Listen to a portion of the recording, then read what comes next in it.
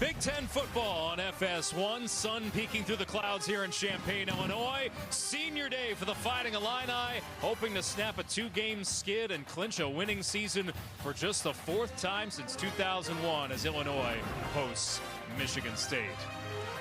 And we welcome you inside. Hi, everybody. Alex Faust and Robert Smith here with you. You think back 3 weeks ago, Robert, this Illinois team was riding high. 6-1, solidly in the top 25, flirting maybe with the outside chance of making the playoffs, maybe lurking outside the Big Ten title race. And then it kind of came off the rails. Can they get back on track? Yeah, I think that they can. And if they're going to get back on the rails, it's going to start with the run game. As you mentioned, the sun's peeking through here, but the classic thunder and lightning combination. Josh McCray, 6'1", 235-ish, 240 pounds, depends on the hamburger at lunch. And Aiden Lawfrey, he's a smaller back, but he has got some lightning legs on him. High school track champion in the 60-meter dash. These guys are tremendous together. And I think the way that Altmyer has played at quarterback, he's protected the ball well, but rely on that run game. Michigan State, meanwhile, game under 500, but they've run through a gauntlet of a schedule in Jonathan Smith's first year. They still have a lot to play for. They still have bowl eligibility in front of them.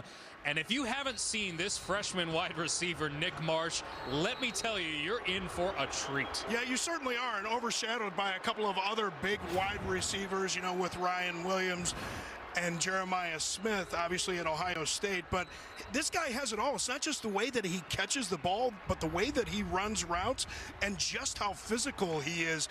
Defensive coordinator for Illinois, Aaron Henry, said that guy will block you, he will hit you, and he can certainly catch it. If the Spartans can win 2 of their final 3, they can clinch bowl eligibility for the first time since their run to the Peach Bowl in 2021. Can they finish strong, or will Illinois find a way back on track here at home in Champaign? Kickoff on FS1 is coming up next.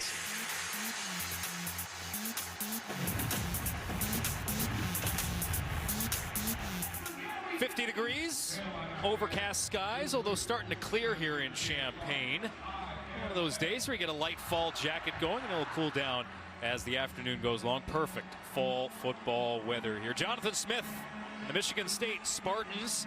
Boy, we were talking about the gauntlet of the schedule that they've had to go through recently. 3 of their 5 losses to teams that are top 5 in the latest CFP poll. And Brett Bielema, well, they had such high hopes given where they were midway through the season, but they believe this team can finish strong here. And what a job he's done. And a program that, you know, they feel they still have some resources that they could, add to their program and get a little bit better in that department. Yeah, and of course, senior day here with the last home game. Only 14 players in their last season. A team that has as many players coming back next year as any team in the country. Michigan State won the toss. They deferred. Kanari Wiltshire takes it out across the 20, slips a tackle, and is pushed out at the 27-yard line. A nice return for Wiltshire to begin the afternoon. 26 yards to set up the Illini offense. And you talked about Luke Altmyer, Robert, in our open. Last game against Minnesota, 20 for 33, 226 yards, but lost 2 fumbles, and turnovers have been an issue for Illinois lately. Yeah, they certainly have, and he's done a pretty good job protecting the football when it comes to those interceptions. But you do talk about his ball security. A couple of them, sometimes you carry the ball enough, you're going to put it on the ground, but you certainly need to be aware of that. Make sure that you're carrying that thing high and tight. Aiden Lawfrey in the backfield here as the Illini begin on play action, and Altmyer rolls out, hits his tight end, and Tanner Arkin underneath. A short game with Angelo Gross making the tackle for Michigan State. Just a gain of 1 as we take a look at the Illini offense. Pretty consistent for the most part on their offensive line, but boy, the quarterback has been hit a lot lately, and that's been part of the reason why Altmyer and ball security has been an issue. Allowing a lot of sacks, a lot of tackles for loss. 2nd down and 9 here. And a handoff on 2nd down that won't get very much. Lawfrey burrowing ahead for a couple of yards. Remember, they're without Caden Fagan, out for the season with hip surgery. As we take a look at the Michigan State defense and the Spartans in a game under 500 coming in. Hey, they forced 3 and outs on Indiana's first 2 drives their last game. and then allowed 47 unanswered points. It was, as Jonathan Smith described, an embarrassing performance as that day went along. Yeah, no question about it. Joe Rossi, though, a tremendous defensive coordinator. And they've really got some issues on the back end of the defense. A lot of injuries, playing a lot of young guys, including a couple of true freshmen in Denson and Thompson at the safety positions. Injuries have really piled up, especially in the defensive backfield. On third down, Altmyer to pass. Scanning, pumping, throwing, nearly picked. Perhaps should have been. Jordan Hall, the will linebacker position, the sophomore. In and out of his hands, but it's a 3-and-out for Illinois. Yeah, nice job covering by the linebackers here. Darius Snow and Jordan Hall in the coverage. And as you called it, partner, Jordan Hall almost comes up with the interception. And that's just one. Luke Altmyer, he's looking to his left. And as he's scanning back to the right, he did not see Jordan Hall, who was kind of sitting in that zone. But a great job in Michigan State defense keeping the eyes on Altmyer. Rhythm has been an issue for the Illinois offense as they'll punt it away here with Hugh Robertson. Fielded at the 27 by Montori Foster, and he'll take it out to the 35-yard line. That's where the Spartan offense will begin. And there was a bit of a question on the health of their quarterback, the sophomore Aiden Shiles. He certainly was the biggest question mark for their offense coming in after taking a hard hit a couple of weeks ago, landing on his right wrist against Indiana. But they say he's 100% today. Yeah, we're going to see how he looks today. And, of course, both of these teams benefit from that bye week. At this time of the season, man, nobody's healthy, right? We're all a little bit banged up at this time of year. But both of these teams, 2 bye weeks this season. We'll talk a little bit later about how Brett Bielema likes to schedule that second bye week. Play action, first down. It's going to be a run for Childs. And this ball came out at the end of the play. It's a live ball picked up by the Illini. Matthew Bailey, the scoop and score. I think the button may be down. We're going to take a look at the replay here and see if that ball came loose. It's going to be close. They'll take a look at it, but you don't see Giles hanging around there. James Kreutz knocked it out at the end. Let's take a look. So that butt gets down, ball still in. I think from the other angle, yeah, he's down. It looks like he's down. I don't see that ball moving at all. Wow, I'm surprised they haven't whistled this thing down dead yet. With every scoring play being reviewed. Yeah, they are going to review it. They just buzzed down. Chris Coit, the referee, making the announcement. Making the announcement, much to the chagrin of the Illini fans here. Well, it gives us a chance to say hi in a couple of moments here to Mike Pereira for the first time. Always great. Always great to talk to Mike, and you know he's sharply dressed. Yeah, well, we're 2 minutes into the game, and get a chance. Lucky us, man. To chat with Mike Pereira. Mike, how you doing? Good to see you, man. Well, I just wanted to get in early, you know, just in case I wear down toward the end. You know, I like what you're saying is the fact that, you know, the rear is down. Looks to me like he still has control. And, you know, you do appreciate the fact that the officials are going to let it play out when it's close. So in this case, though, I think there's enough for replay to reverse it. That's been a directive in recent years, right, where officials have been asked, hey, if it's a close call, let it play out? Yeah, and the situation is because even though if you kill it and you can correct it and make it a fumble recovery, but you can't give an advance. So what they're trying to do is protect it so if there is a legitimate advance, they can get the result of the play. So that's the logic behind it. Appreciate you, Mike, as always. And as always, the sharpest dressed man in football. Thank you very much. Sharply dressed and, of course, knowledgeable, our rules expert, Mike Pereira. Always great to see him. So the ball has already been spotted back at the... After review, the runner was down with control of the ball. It's Michigan State ball, second down. I was going to say they were probably looking just to double check on the spot, too, because it was close to a first down. It's at the 44-yard line on the Michigan State side of the field. Disaster averted for Aiden Shiles. This has been a Michigan State team. You want to talk about turnovers. 11 fumbles on the season, 7 lost. They have the most turnovers of any Big Ten team. Yeah, and here's your shot opportunity. Second and short. On the pistol here, go heavy run action. Take a shot downfield. They're just going to try to get the first down here, and it looks like they do with K'Ron Lynch Adams. Matthew Bailey coming up to get a hand in on the tackle. So here's the Michigan State offense. For the most part, their offensive line has been intact ever since they lost 2 starters early this season, but a bunch of underclassmen there as well. And Nick Marsh, again, will be the focus here today. A couple of spectacular toe-tap sideline catches against Indiana a couple of weeks ago. Nate Carter checks in at running back. Rolling out, it's Childs, and this ball will fall incomplete. And Seth Coleman watching the quarterback there as you take a look at the Illini defense. Once again, they've struggled to contain the run at times here this year. It's been a bounce back otherwise, averaging just 21 points per game against. Yeah, and I think that Seth Coleman may have gotten one of those big old paws on that pass attempt by Aiden Childs when he was trying to hit Nick Marsh. Aaron Henry, just so much fun to talk to on the defensive side of the ball, and he's talked about losing Dylan Rosiak at linebacker and what that has done. That was a big, big loss last game for Illinois. One of their top leaders, one of their top linebackers out for the season with a broken leg. And like a lot of teams, banged up in a couple of other positions, but the bye week certainly helps. So this will be a 3rd down and 7 here with Coleman. A big focal point here, and we'll see a couple different linebackers rotate in and out. Yeah, and you see number 39 along defensive line, normally a linebacker, Kanena Odaluga. Aaron Henry said they'd like to use him in pass rush situations when they go to their nickel type looks. Here comes a 4-man rush, and they get to the quarterback. And down goes Childs. Gabe Akis with his 8th sack of the season, one of the top linebackers in the Big Ten, and it's 4th down.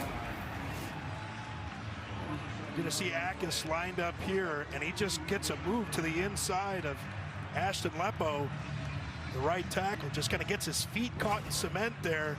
Got to close down that inside. You always got to cut off the most dangerous route of a pass rusher, and that's where Lepo made the mistake. And of course, Aiden Childs is the one that had to pay for it. Hank Beatty, the deep man for Illinois, as Ryan Eckley will punt this away. From the 15, Beatty slips a tackle across the 25 and down to the 27-yard line. Punting will be something to keep an eye on for Michigan State with an injured long snapper. Childs brought down. The Illinois defense coming up with a stop. So I start my mission, leave my residence.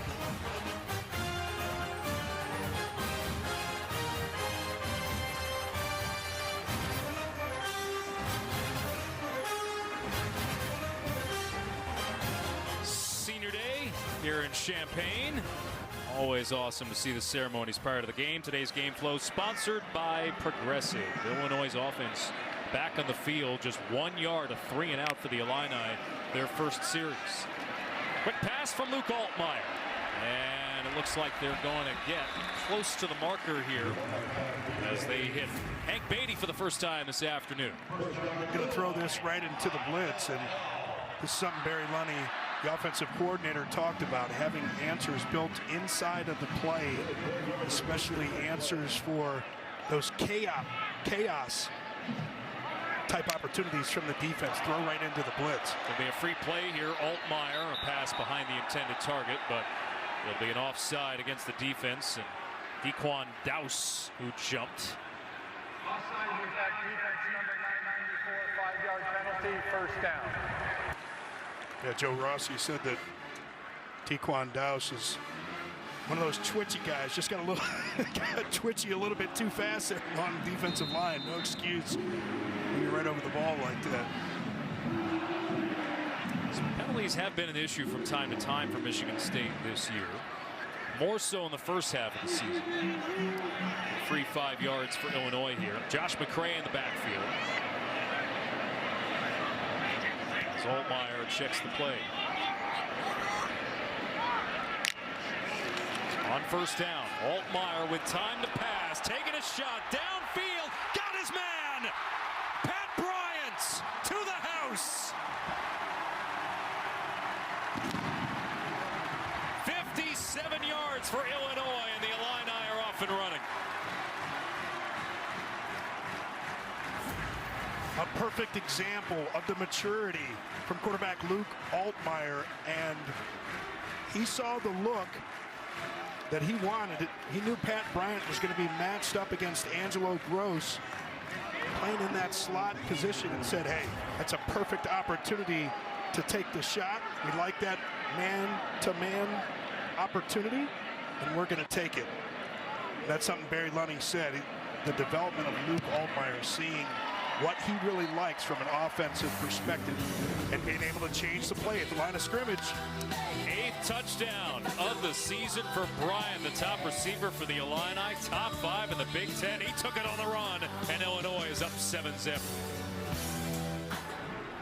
Welcome back to Champaign. Illinois up a touchdown. We're going to show you how they got that touchdown. I want you to watch the position of the safety here. And Angelo Gross is going to be covering in the slot, going to be covering Pat Bryant.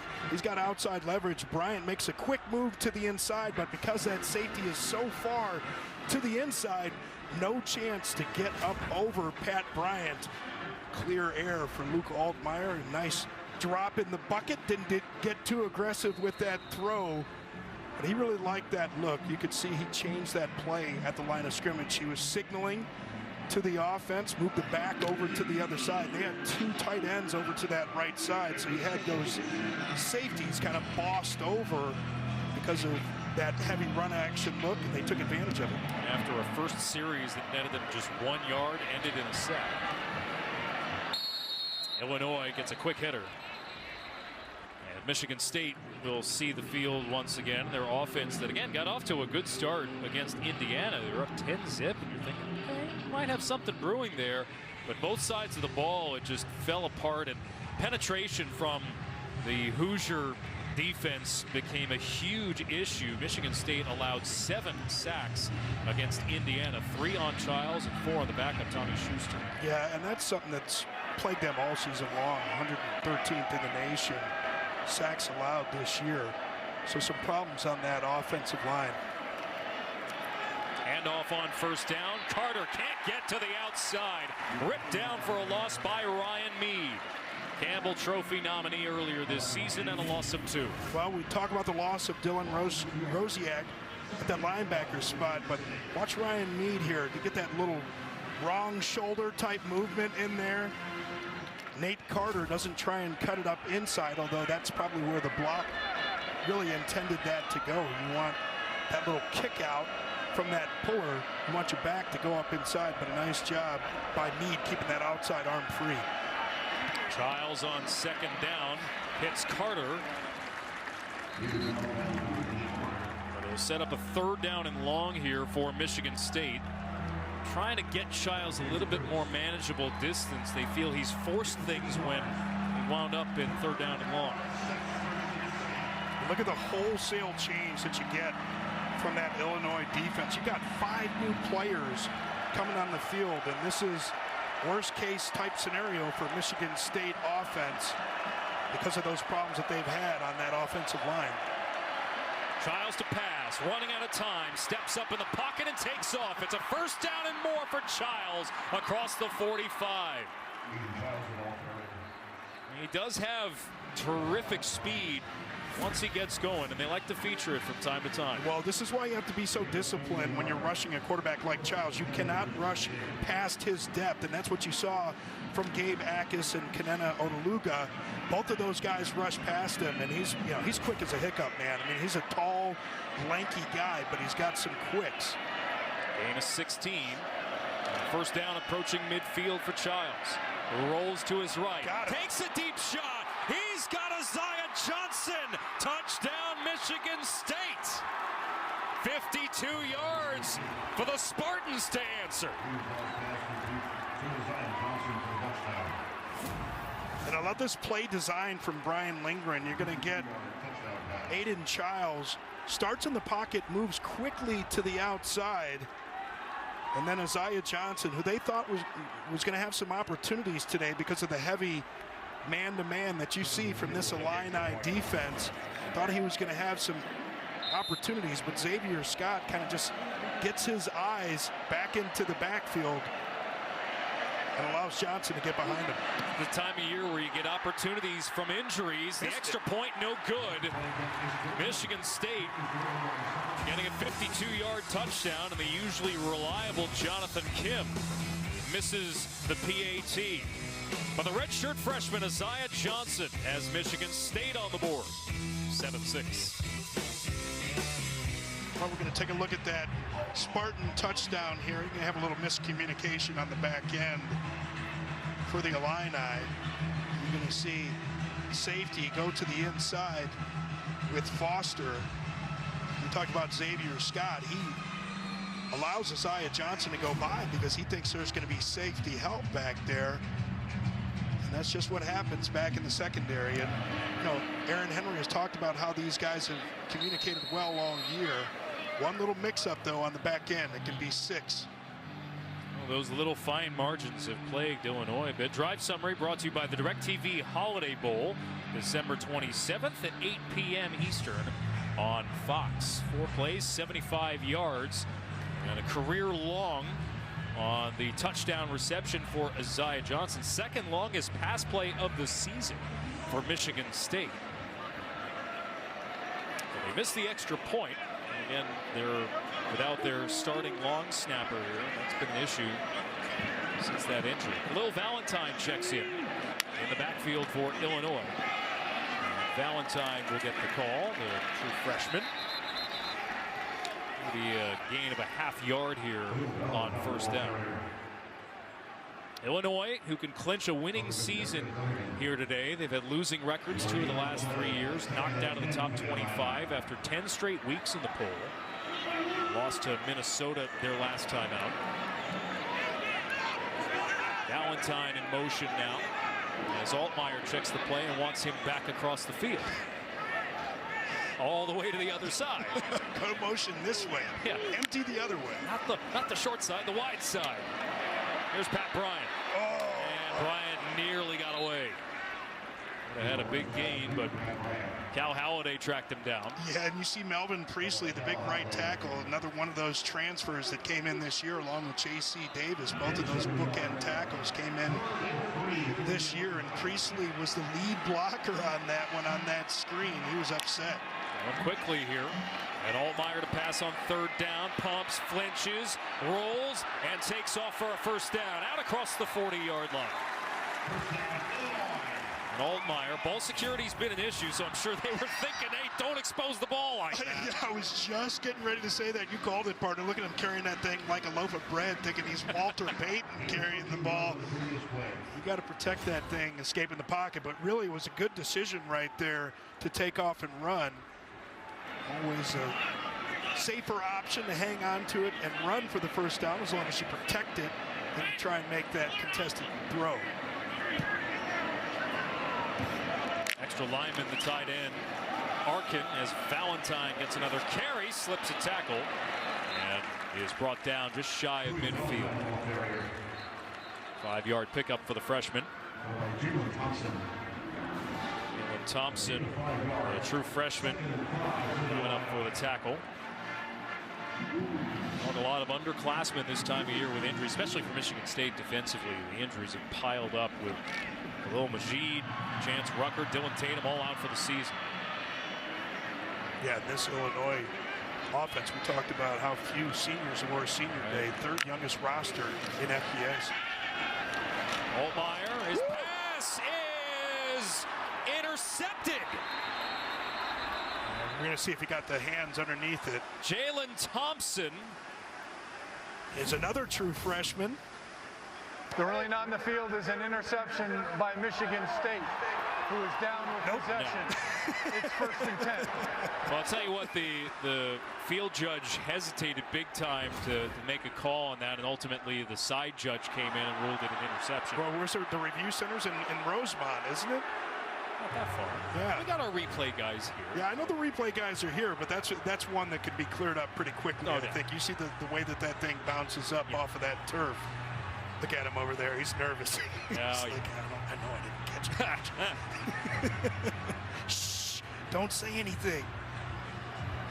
You talk about how quiet Jalen Thompson is, and again, he's another one of those. The pass is incomplete. Altmyer's been pretty good with his decision making from that standpoint. Just 3 picks thrown this season. Almost 2 today, though. Yeah, true. So it'll be 3rd down and 5.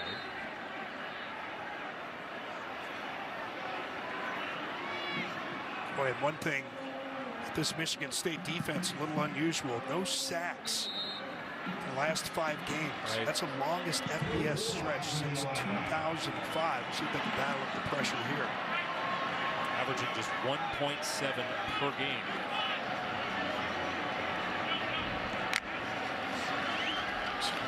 About a 3-man rush there and a quick slant complete to Franklin, who nearly got away for more.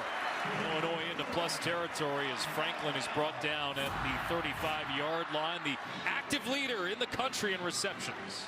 Zakari Franklin came in late. You could see that quick movement on the outside. Those stutter steps. Nice route. Quick restart and a tight end screen to Tanner Arkin as he's tackled across the 30-yard line. And Illinois starting to get a rhythm going. Another pickup of 5. Yeah, they really are, and they're really mixing things up. You know, the throws to the outside. They got some nice runs up into the middle. Little play action. This is something that Barry Lunny talked about. It's the case with most offenses, right? You know, you get into a rhythm, start to feel a lot better, get your playmakers involved in the game early, but really mix things up, especially for a defense that's got so many new faces on the back end, like Michigan State. Colin Dixon in motion and a flag for a false start. False start, offense, number 85. 5-yard penalty, 2nd down. That's the big tight end, Arkin. You see Arkin. Arkin's on the right side of the line here, actually. It is over on the left side. They called it on Arkin, but I think that might have been J.C. Davis. One was Rogeski. First penalty for Illinois. So it'll be 2nd down and 10.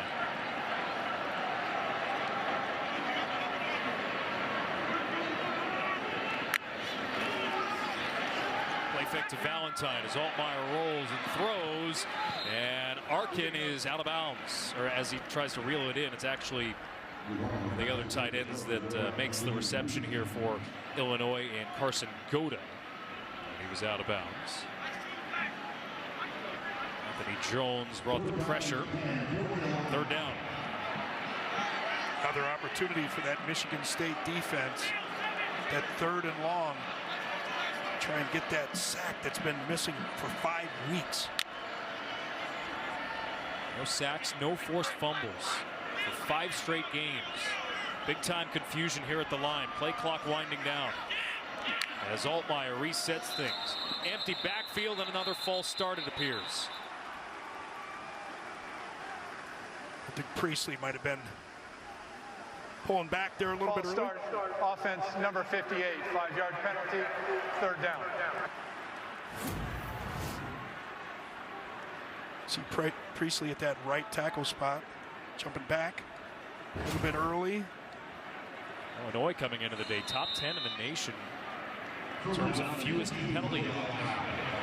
I think what you really had there is a little confusion. It was probably a pressure type look that Michigan State had not shown. When you get a bye week, you get a few wrinkles, you self-scout and do some things that you hadn't done before. I think Illinois was a little bit confused. In the wrong direction here, all the way back to their own 40. 3rd down and 15. Altmyer to pass, got his man, and they get the 1st down after all of that. Alexander Koepka-Jones, first reception of the season and a gain of 16. I want you to watch Koepka-Jones at the top of this route. Watch how he ensures that he doesn't get too far back in front of the 1st down marker, because he knows he's going to be a little bit short of it at the catch. That's just great route running right there, and that's great field awareness, not coming back too much to the balls so that you can make that catch, turn up field, and get the 1st down. Altmyer already up over 100 passing yards today. 1st down after a couple of penalties for Illinois. Valentine having to navigate tight quarters, getting the handoff here, and he's brought down inside the 20, and Illinois marching their way into the red zone. We talked about the run game being a factor today. We talked about McCray. We talked about Lawfrey, and got the young freshman Valentine in there running that ball. It's been running back by committee ever since losing Fagan for the season. Everybody's getting some touches. Valentine again here in the backfield. Fagan was their leading rusher through the first 5 weeks of the season. Unavailable since shut down for the year with hip surgery. Underneath, it's Zachary Franklin. And that'll set up a third down and short. McCray Martinez with a tackle. Yeah, Joe Rossi, defensive coordinator, Michigan State, he talked about McCray Martinez, just how physical he is coming up from that safety spot, negotiating the traffic to make that tackle on a great player. It looked like he was wobbling a little bit on that, getting off the field. Keep an eye on that. Illinois 3 for 4 on third down this afternoon.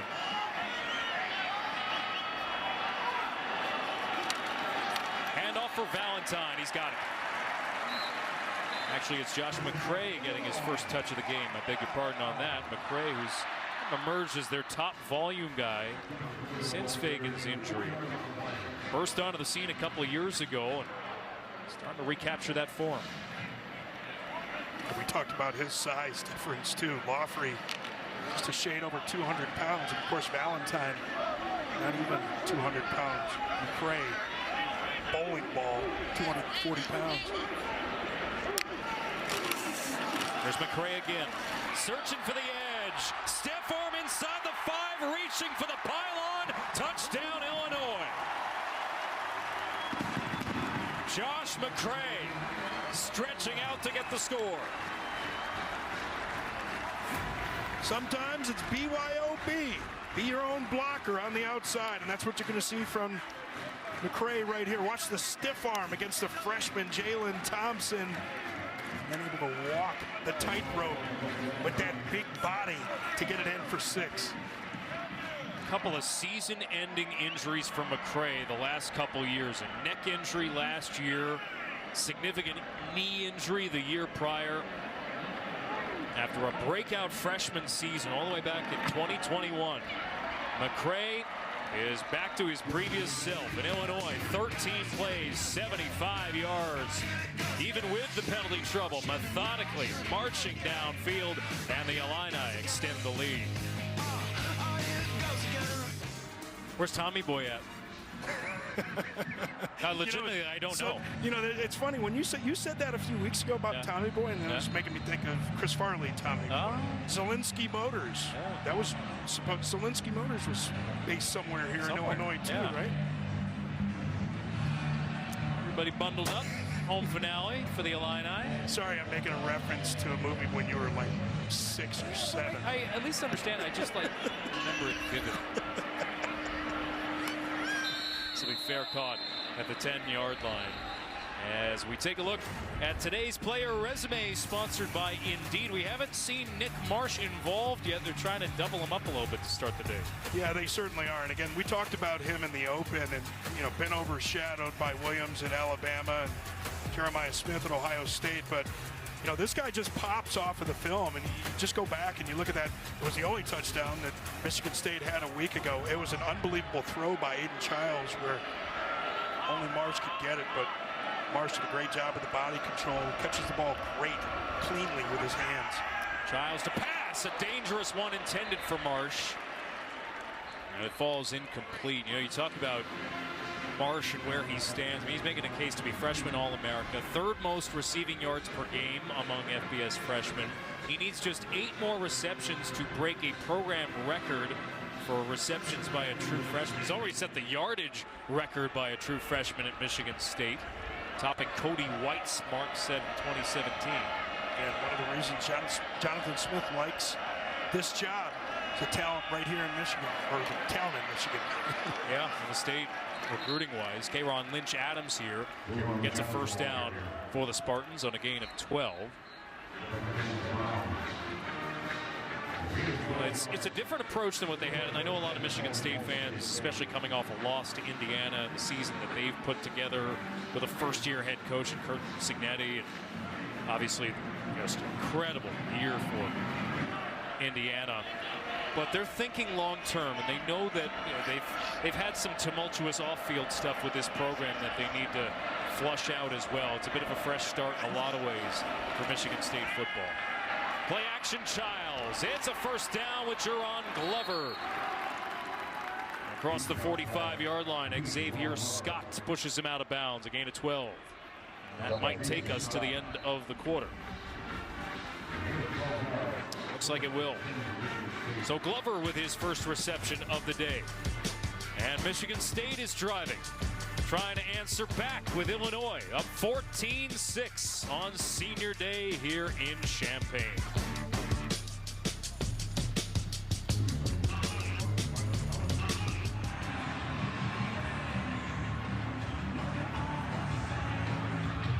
Big Ten standings, sponsored by Discover.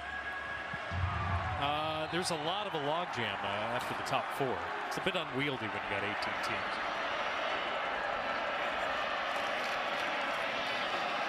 By the way, who would have predicted UCLA would have a better conference record than USC? And USC would be between Northwestern and Maryland over on the right side of the page there.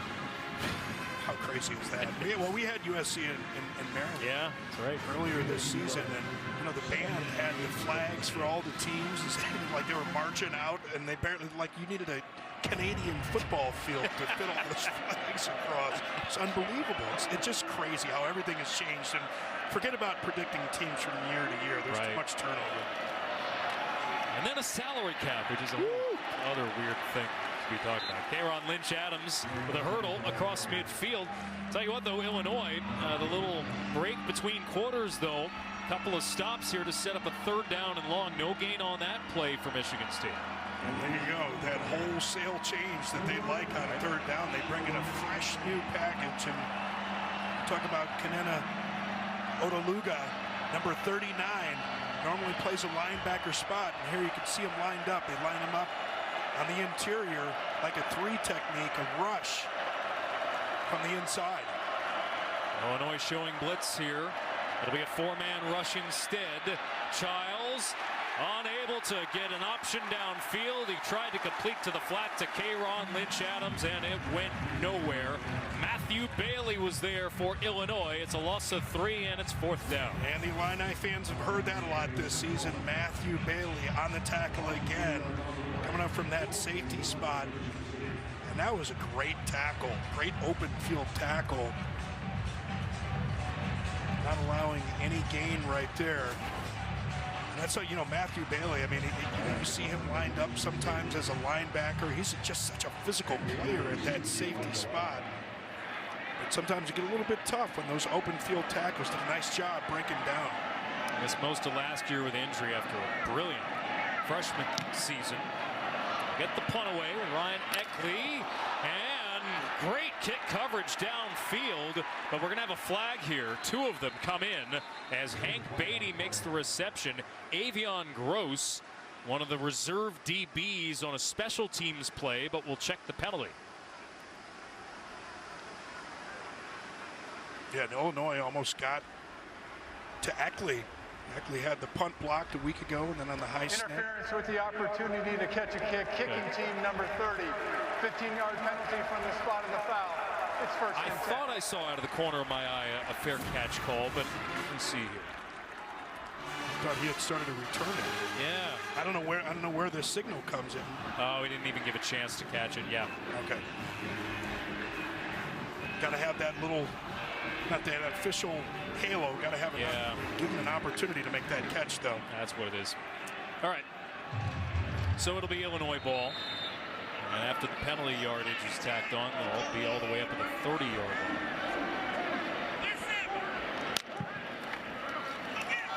Handoff on first down. And this will be a nice run for Aiden Lawfrey, redshirt sophomore.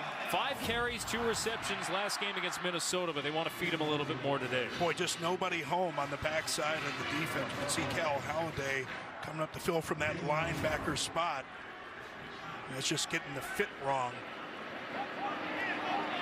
Losing contain. Play action. Altmyer down the seam, into coverage, incomplete.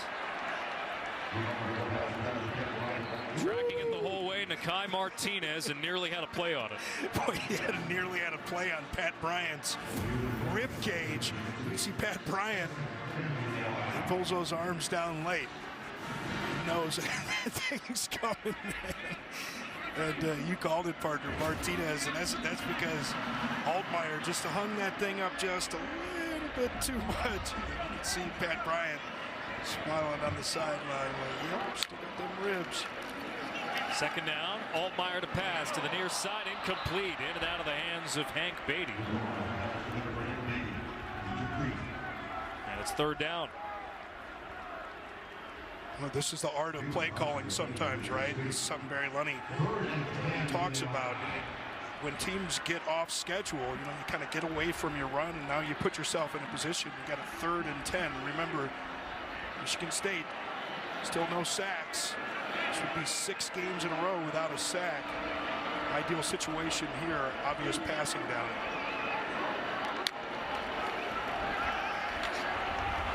Bring 5, Altmyer scrambling, throwing. He throws it away. And Michigan State's defense with a 3 and out. Even after Illinois had the short field, they can't do anything with it. They'll have to punt. Yeah, Joe Rossi, the defensive coordinator, dials up a little corner blitz on that one, trying to bring pressure from different areas. Again, we talked about no sacks over the last 5 games. Illinois did a nice job picking that up. Angelo Gross, playing from that safety spot, did a nice job shadowing Altmyer and forcing an errant throw. Just a beg your pardon. Run on first down to begin the sequence. Fair catch inside the 10. As Foster, a nice punt.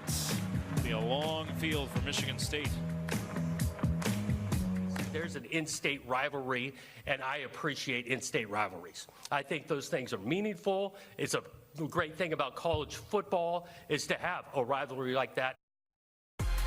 Jonathan Smith knows a thing or two about an in-state rivalry. Now, a long way to go to try to catch Michigan. Remember, Sparty was there 2021, but the last couple of years under Mel Tucker, and of course there was some off-field stuff, a lot of it going on there. But look at what he did at Oregon State. They tracked down the Ducks over a multiple-year span. And that Oregon State program, by the time Jonathan Smith left it was a slow build, but year after year, they got better. They recruited guys very specifically tailored to that program, and they became right there with Oregon. Yeah, and much tougher to do it in Corvallis than it's going to be to do in East Lansing. I mean, you've got a tradition with the program. Obviously, Mark D'Antonio did a great job, and, they've risen up.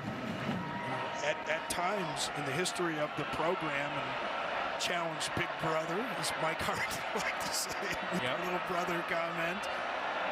Right. So but I think that he has the right mindset coming in, but a good talent base to recruit from.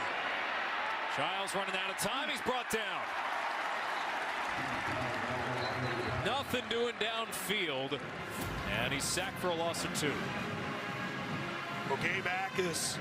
That Illinois defense learned their lesson from earlier in the game. Don't rush past the quarterback depth, and they really wanted to bottle him up right there. And that's what you do as a defense. You really need to have a planned rush attack against a guy like Aiden Childs. Make sure that he can't escape the pocket.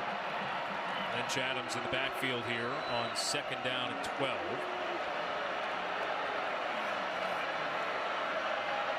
Childs, pass play, got it. Isaiah Johnson across the 25.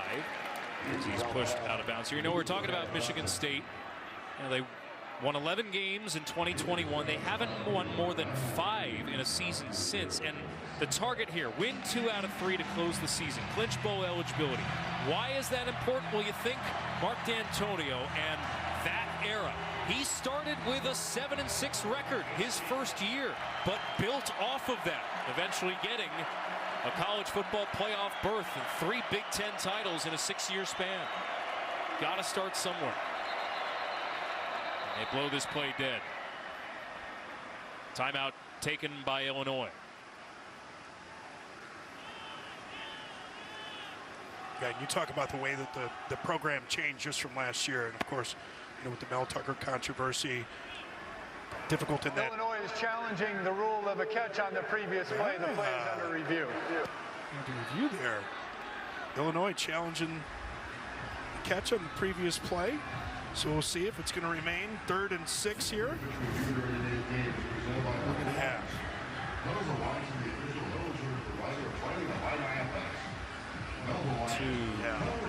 That's a catch. He wasn't going to the ground. Got a couple steps in. Yeah, that's what I was football move. That's what I was counting, Mike. I was counting the steps after making that initial grab. Is that the right way to go about it? Yeah, well, steps are just really an indicator because it's not like the NFL, but it is an indicator of time. And you can see that he gets 1, 2, 3, turns upfield, tucks the ball away, and he's really still got it until he hits the ground here. So at some point, that element of time is over, and so that's a kind of a worthless challenge. Yeah, it really is. It's kind of a waste there, right? I mean, and certainly you're surprised that, again, that it takes this amount of time. I know that they have the review center. After review, the ruling of a catch is confirmed. Illinois is charged its first time out and may not challenge for the remainder of the game. Yeah, that's it's one way you just waste your challenge on that, and you lose the timeout. Yeah, Mike Pereira, that was a. I completely agree with what he said about that. Well, here you go, though. Now, Brett Bielema is not looking at the scoreboard and saying, hey, I should challenge that. Somebody is getting information to him and saying, hey, you should challenge that. So that guy's got to be on top of their job as well. Might be a meeting or two about that this week. 3rd down and 4. Childs being tracked down, backpedaling, and it's caught by Johnson across the 35 as he spins and is brought down by Xavier Scott. Gain of 11, but a flag is thrown.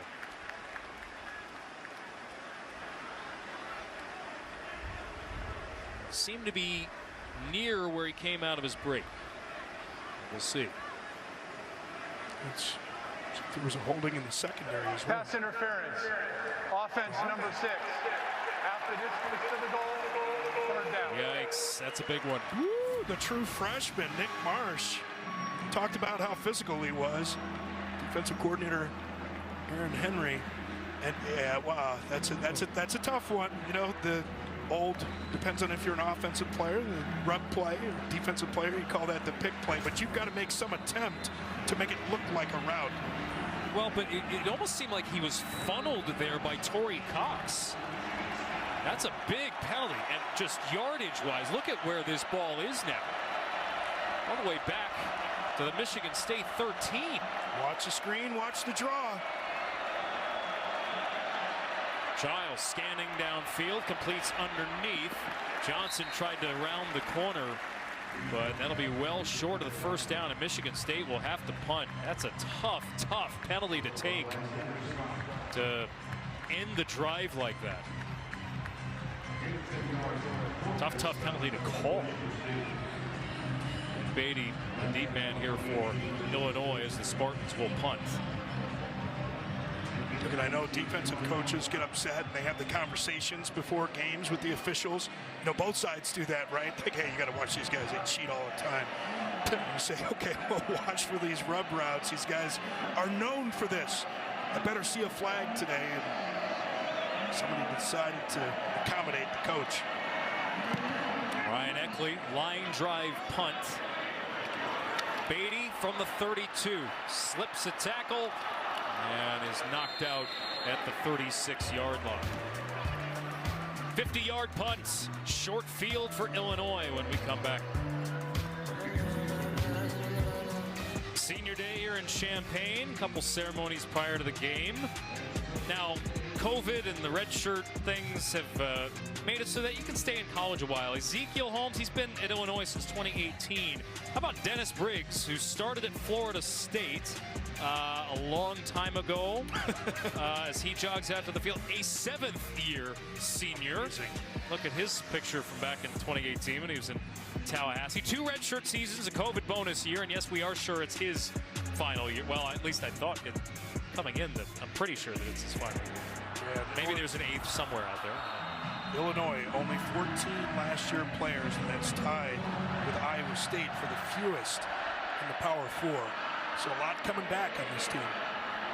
They've strategically used red shirts for their freshmen the last couple of seasons to try to keep them, get them extra playing time, get another year of development. McCray with the carry here. Going some tempo again. Yep, Anthony Jones in the tackle there.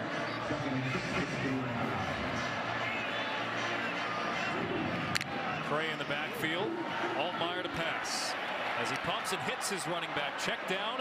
A flag comes in as McCray is wrestled down to the 46-yard line. We'll check the penalty marker after a gain of 6. Personal foul, illegal hands in the face, defense number 55. 15-yard penalty added to the end of the play. Automatic first down.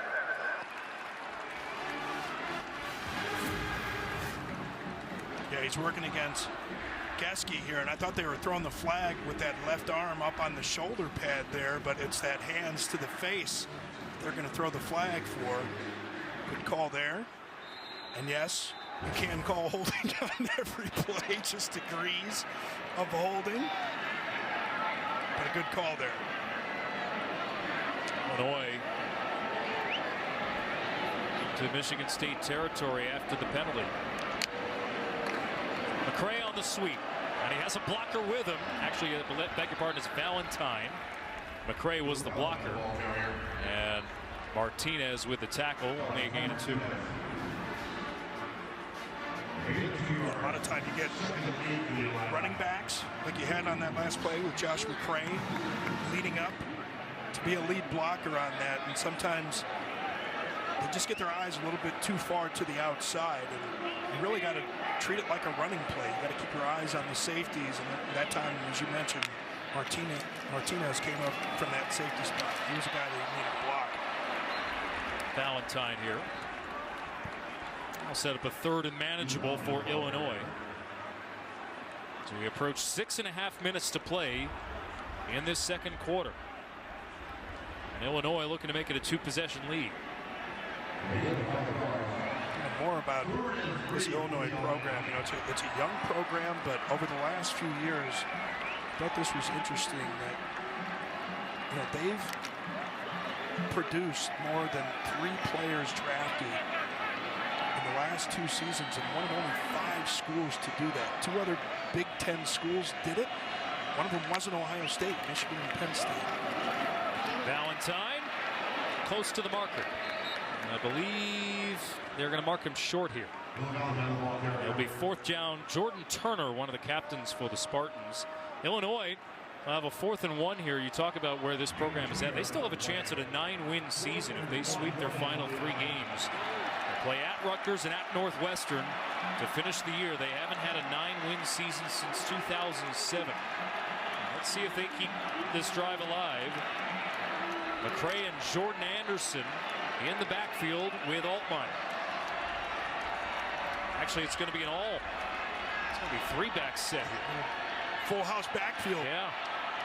Altmyer trying to sneak it. And it's close. He's got it based on where the officials are coming in there. That right foot spot. That's a 1st down.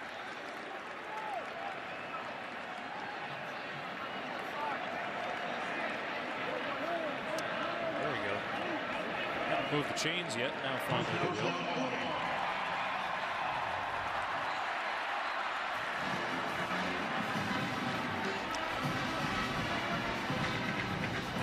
Michigan State having a little bit of trouble getting lined up here. A lot of moving around in their backfield. We talk about all that youth, right? Especially in that secondary. Of underclassmen. Altmyer under pressure, throws it away. Chris Bogle brought the heat. Sixth-year senior in his own right. Started his career at Florida, now in his third year with the Spartans. And Bogle's another one of those twitchy guys. That's Joe Rossi. He said, who's the guy, if you're going into a fight, who's that guy that you want to take with you? There wasn't any hesitation. He said, Chris Bogle. He's a big guy, but he's got that mean on him. Empty backfield. Arkin makes the catch. He's brought down across the 20-yard line. Another first down for Illinois. Yeah, nice job by Arkin here. For a tight end, they talk about what good routes he runs. Transferred Division II school. Watch how he just turns right upfield, gets vertical. Do anything fancy when you're a tight end. Some tight ends can do it. He's not one of them though. Arkin knows his strength. Just catch it and get upfield. Formerly from Colorado State, or state discus champion in high school. Altmyer's handoff here. It's Lawfrey. And they'll get a little extra push towards the end of it, picking up 4 on first down.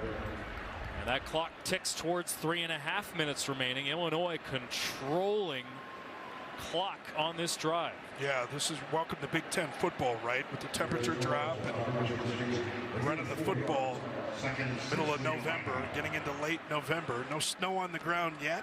We can look forward to that. Or at least the people in Champaign can look forward to that. That's what you love about it, and as we look forward to the playoffs and what that's going to mean this year, potentially for some southern teams coming up north. Lawfrey across the 10, getting a nice secondary effort. What a push! Lawfrey inside the 5. That's Big Ten football for you. And it's a 1st and goal for Illinois. We talked about Lawfrey being the lightning and the thunder and lightning, but borrows a little thunder on this one. Just kind of lowers that head and keeps those legs churning. They're fast legs, but they're strong legs too. Nice job with the finish there. That's a good 5 or 6 yards on the push alone. A lot of heavy breathing on the Spartan side. Yeah, and you talked about it. You said you watched the clock ticking, but these are also body blows as well. Yep. Wear a defense down. Altmyer rolling, scanning, throwing, incomplete. Just over 2 minutes to go. We got the 2-minute timeout. 2nd down to goal. It looked like he was going to try and hit Lawfrey to the flat immediately. Nice job by that Michigan State defense, covering everybody up. See Lawfrey break into the flat, but Gross has him covered right away, and he tries that late throw back across to Goda. Talk about the flip side of things too. If Michigan State can somehow get a stop and hold Illinois to a field goal here, that would be massive. They will get the ball to begin the second half. Never mind the 3 timeouts they still have in their pocket. 2nd down here. Altmyer floats this ball. Back shoulder. It is caught. Touchdown, Illinois. Zachary Franklin. What a grab. And a perfectly weighted ball along the near sideline by Altmyer. Wow, perfect back shoulder throw, but watch the body control, the field awareness from Zachary Franklin on this one.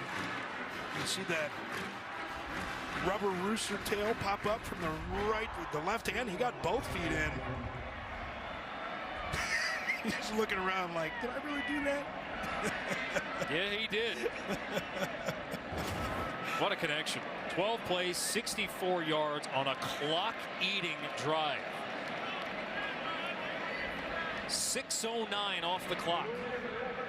We're just going to buzz to the replay room and confirm the touchdown here. Based on our first couple of looks, that looked pretty clear-cut. Yeah, I think he gets both feet down. control right here, fingertip control, but is that ball? Oh, okay, the ball comes loose a little bit, but it looks like both feet are still down. At the very least, that left foot is still on the ground, even if that right one isn't. Because he does double clutch this thing. There. This is a great look. He's got the control right there. Left foot down. Looks like the right foot might have still been down, and he controls it all the way to the ground. Never loses firm control of the ball. Mike Pereira, what do you see? Great shot we got there at the end. To me, there is the bobble on the way to the ground, but then he controls the ball with the foot still down in bounds. And then you look at the process. Does it come loose when it hits the ground? You're going to actually see here there is control. And now beyond that, to me, he maintains control there. I don't see any way that you could reverse this to an incomplete pass. How about the camera work It's always on the sideline? Perfect view. That's exactly what you want. Perfect, just like Mike Pereira. I expect to see that. I expect to see that, by the way, Mike, on next week's video of just the process of the catch on the ground and all that. That was brilliant. Okay, put that one on the tape for next week. Okay, thank you, Mike. After review, the ruling on the field stands is called. Touchdown. Stands. Okay. Mike and Dean Blandino, for the folks at home, they send us a detailed video every single week of things that happened during the week or the week prior. It's a huge help for us. All the work that they do, obviously, in game. Illinois with a clock-eating drive, controlling the football, and a brilliant throw and catch from Altmyer to Franklin to cap it off. And the Illini have a 21-6 lead over Michigan State in their home finale.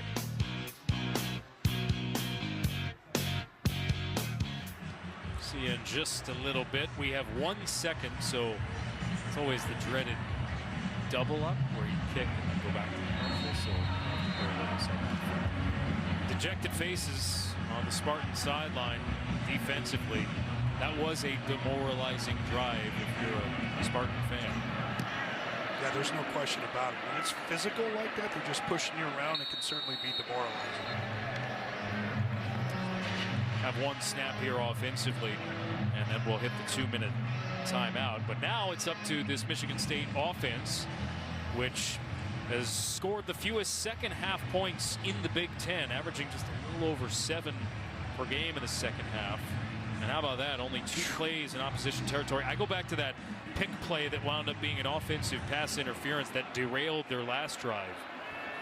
So it looked like they were finally starting to get in gear. Nate Carter. It's a nice run on first down. And keep in mind, Michigan State does have all 3 of their timeouts. So we hit the 2-minute timeout here in Champaign. Illinois in control. Can Michigan State change something about this first half? We'll find out. It's Friday only on Fox. Smattering of Spartan fans in the stands here today. 3 timeouts for Michigan State, trailing 21-6 as we approach the end of the first half. 21-6 Illinois. Childs. Across the 35, scampers out for first down. That stops the clock with 1:49 to go in the half.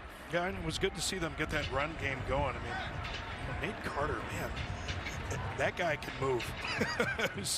I mean, his lateral movement, his spin moves, his desire. I'm surprised they haven't been able to get him cranked up more in the last game against Indiana. Going on first down there, the legs of Childs can be a threat. Here's Marsh. First catch. Yep. He had the big pass interference penalty. That's the first reception of the afternoon for Marsh. Pickup of 7. This is exactly what they needed, though, right? You start off with a couple of runs, first by Carter, then by Childs, and you get the ball out to your true freshman playmaker, Nick Marsh. And a good rhythm on this drive. On second down, handoff for Carter. Actually, it's going to be kept by Childs. It's a pretty convincing fake. And Childs with a first down into Illinois territory, gain to 19. And I like the change here because, you know, when you go to zone read, a lot of times the quarterback's going to keep it and go to the outside. That's more of that inverted veer that we used to see from Auburn. Spartans going quickly. Dangerous throw, but it's caught by Marsh across the middle. That's another first down for Michigan State at the 20-yard line. And watch how cleanly Marsh catches this with his hands. I love the throw from Childs. See Marsh catch that thing away from his body. Pass behind Marsh this time. That'll stop the clock with 1:16 to go. Not sure if that thing got tipped. What happened there? It's an unusually poor throw for Mr. Childs. I mean, like any young quarterback, right? You're going to have some inconsistency issues. And we were talking to Brian Lindgren, the offensive coordinator, talk about footwork and matching that footwork up to the timing of the routes. Having some issues with that from time to time, but look, he had his feet set perfectly there. It might have been tipped. Go back to Marsh. It's off his hands, incomplete. Took his eye off the ball as he went to turn upfield, and it's third down. Oh, the true freshman, you want to get that one back, but you can't get them back. You know, just the details of catching the football, and I think you're right. You just can't assume. As good as a wide receiver as you are, you still have to look that ball all the way in. Third down here. An important moment of the game for Michigan State. I think you don't necessarily have to get the full yardage. You may still go for it on fourth down rather than kicking. Childs to pass, incomplete. He was under duress. Gabe Ackus brought the pressure, and it's fourth down. Childs sees Ackus, escapes from the pocket, can't get his feet set, throws that thing a little bit sooner than he wants. And, you know, that's one where Lindgren, the offensive coordinator, said, you don't like him moving too much from his spot when he gets pressured, but there he had absolutely no choice because Ackus was all over him. Just not able to get an accurate throw. Jonathan Kim from 38. And he's got it. Drilled that one. So 62 seconds left in the half. And Michigan State trims the deficit to 12. Keep in mind, Michigan State with all three timeouts here, so could very well get the ball back here.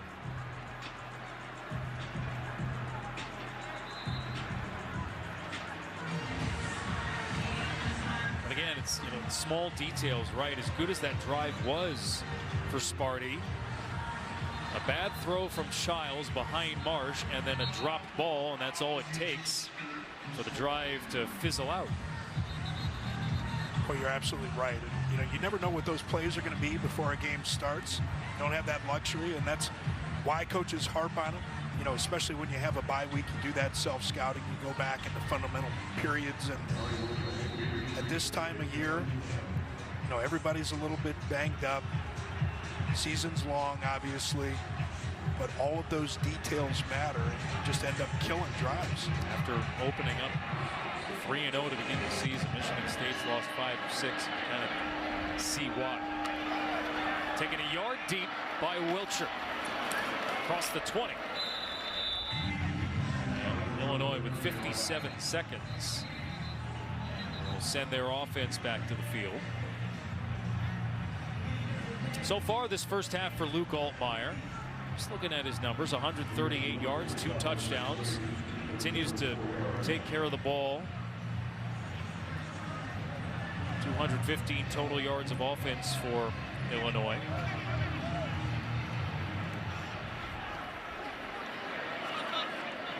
And they've spread the ball around in terms of both receivers and running backs, for that matter.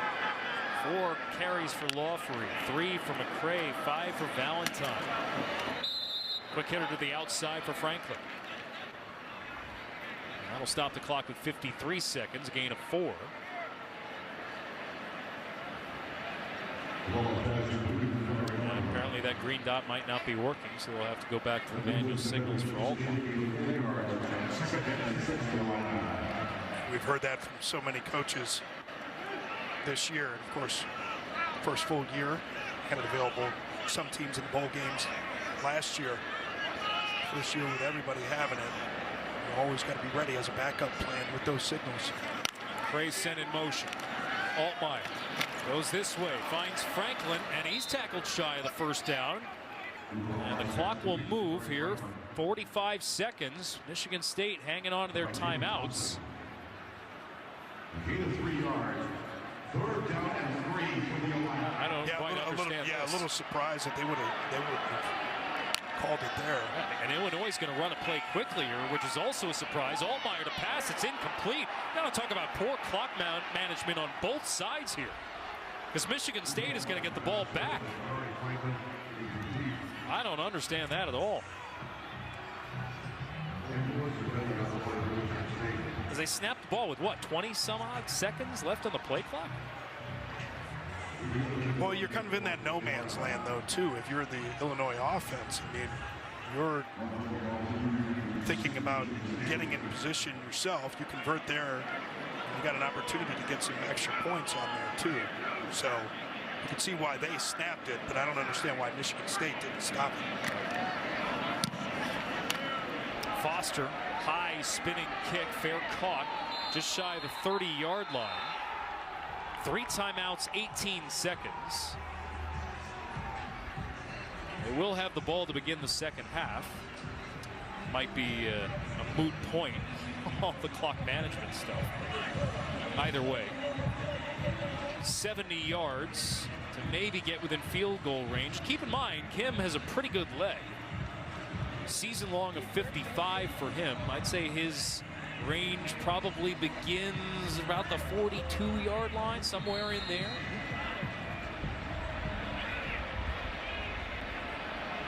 In fact, Kim had 6 field goals in a single game against Iowa. Michigan State, their last victory. Whether you could just near the, I don't get it. That's just me. I don't get it. But either way, I figured they're going to get the ball in the second half, but being down like this, I thought they would have called a timeout to have a little bit of extra time to take another shot. Yeah. Well, either way, all's well that ends well, especially if you're an Illinois fan. As we end the first half here in Champaign, the Illini with a 21-9 lead over Michigan State. As we send it to Los Angeles for the State Farm halftime show, here's Mike Hill. Yeah, halfway from ending a 2-game.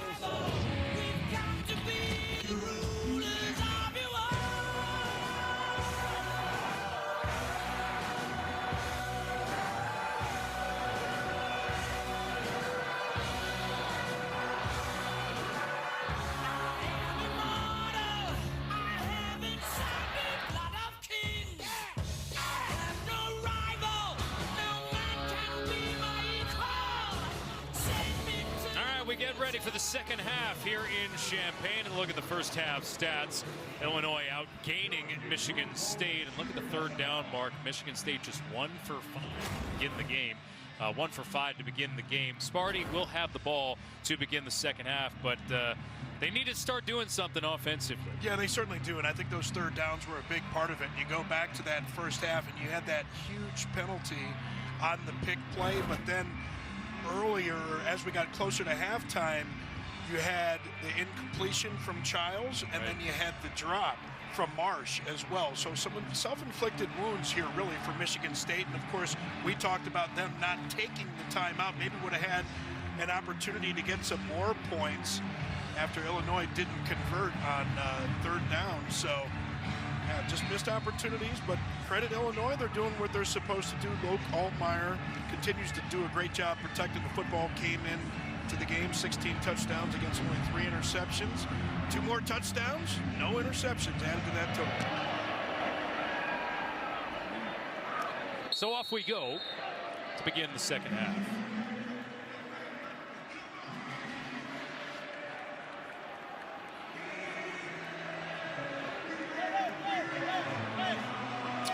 Be Michigan State ball. So This Michigan State team, I mentioned earlier, second half, especially third quarter, has been an issue scoring points. Just 16 total points in the third quarter this year. Dash 50 point differential in the second half. Carter at running back as Childs throws and hits his target across the 40-yard line. Montori Foster have not called his name much here today. 23 straight games with a reception, and now one shy of 100 for his career, and a first down for Michigan State. And tremendous job by Childs, setting up very well in the pocket on that one, delivering a strike downfield to Foster. And you know, when you have a second bye, you have an opportunity to kind of do that self-scouting, and you look at what kind of plays you called in the second half of other games and why you struggle with those numbers. Good start here. On the ground, Lynch Adams. A good run on first down. Gain of 3. Even a fourth here tacked on at the end. Michigan State substituting here. Team that only averages under 20 points per game this season, coming off a game in which they really struggled to run the ball against Indiana. Second worst rushing total in program history last week. Childs now under center. And he'll hand the ball off. And a little reverse here. Foster rounding the corner, tripped up. Otherwise, he would have broken that off for a first down and a whole lot more. Torrey Cox, love this play right here, man. Coming up from that corner spot. Nice physical play. You don't always see that from your cornerbacks. Nice job recognizing, triggering, coming up and making a nice open field tackle. Spartans quickly over the ball. Third down and 2. Right at midfield.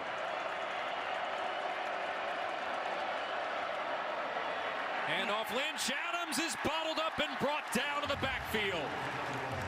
Tackle made by T.Y. Edwards, and it's fourth down. Oh, T.Y. Edwards, what a great story he is. They had him speak to the team a couple weeks ago.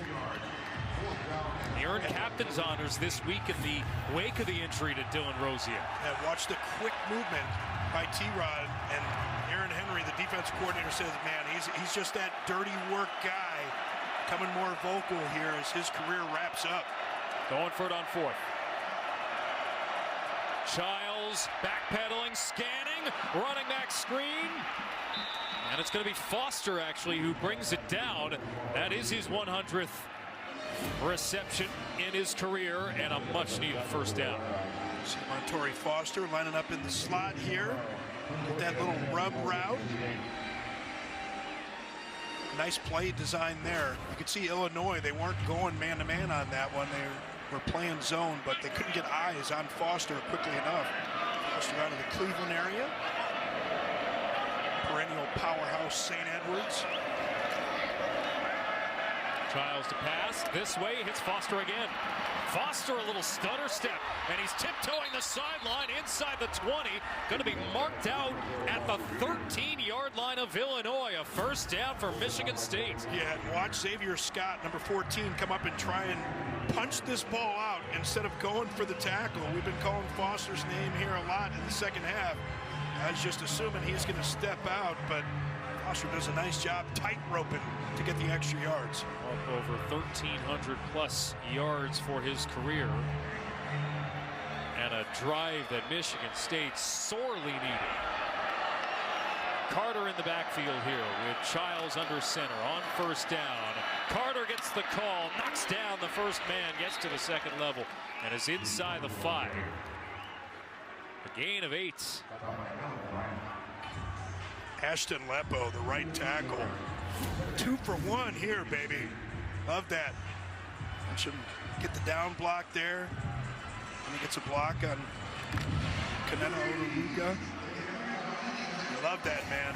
That tackle. When you get a guy like that at a tackle that has those kind of feet that can get up to the second level, you can do some damage. Childs ripped down. Akrasitic from the safety spot. His first start with the Illini. Third down. Yeah, and it's tough. You can see Rusetic eyes all the way, and he's watching those hips. The hips don't lie, right? Don't go for all those shoulder fakes, those head fakes. Just listen to Shakira. Lynch Adams here in the backfield as they send Foster in motion. On third down, Childs scanning, rolling, in trouble, throws this one away. Under pressure from T-Raw Edwards. Those two chirp at one another. Fourth down. He's been doing that a couple times on this drive, and Tanner Miller, the center, was locked up with T-Raw Edwards, who's that traditional zero-nose type guy, space eater in the middle of the defense with really great feet as well. Gonna go again here on fourth. Already converted one on this drive. Marsh, all kinds of space on the left side. They got him isolated. Timeout called by Michigan State. And you had Caleb Patterson, safety, nickel. He moves out to that corner spot. You had him matched up there, but Nick Marsh just had all kinds of room. I would be surprised if Illinois doesn't try change things up defensively. Well, we've already seen on this drive, Robert. I mean, this is a Michigan State team that is searching desperately for growth week to week. A team that was 1 for 4 on fourth down last week, their last game against Indiana. Finally, it looks like this drive they get the run game going, a little distribution to a couple of different targets. We have yet to see Marsh targeted on this drive. Where do you go here on a fourth down and 2? Well, I try and do the same thing. I try and isolate Marsh. I mean, especially with college hashes the way that they are, you get all that kind of space. And here they are. They're going to put him on the right side here, maybe try and get him in motion. But either way, they want to try and get him isolated, get all the other eligibles away from him to have the safeties move. Childs on fourth down, pumps, throws, has his man. It's a touchdown for Michigan State. Nate Glover. Nate Carter, I beg your pardon, makes the catch. Stymied last week, a big part of the drive here, and a huge score for the Spartans. And I love what Aiden Childs does here. You see him looking to the left there, working his way through his progression. Looked like he was going to take a shot to Nick Marsh on the outside. He's like, oh, wait a second, got Carter underneath. Carter, getting those hands away from the body. Nice, clean catch from the running back. 10 plays, 75 yards for Michigan State. The better looking drives they've had this year. And it's a 5-point game. We got ourselves a ball game here, ladies and gentlemen. Childs to Carter. 21-16.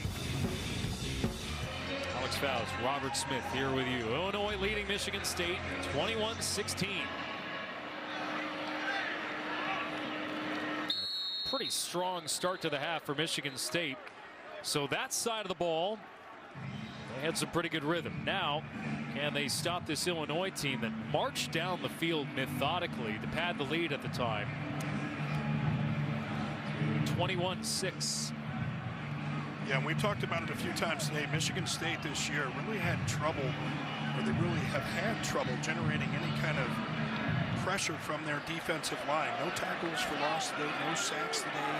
This would be their 6th straight game without a sack. You got to go all the way back to 2005 in the FBS since there's been that long of a streak. It's a good start there defensively. You go. There's that tackle there is for that loss. first TFL. Love it. Jordan Turner. Just all kinds of movement up front. Turner comes from that linebacker spot, and because he triggers so quickly, Josh Geske, the left guard, is able to get up and block him.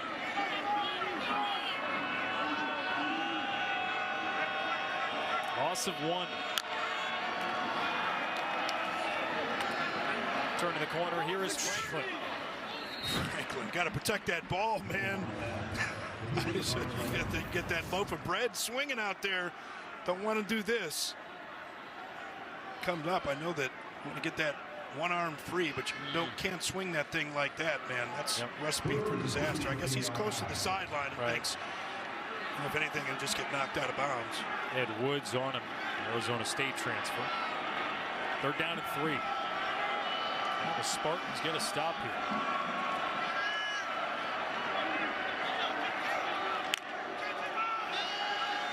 Altmyer steps up in the pocket and completes underneath to Franklin for the 1st down.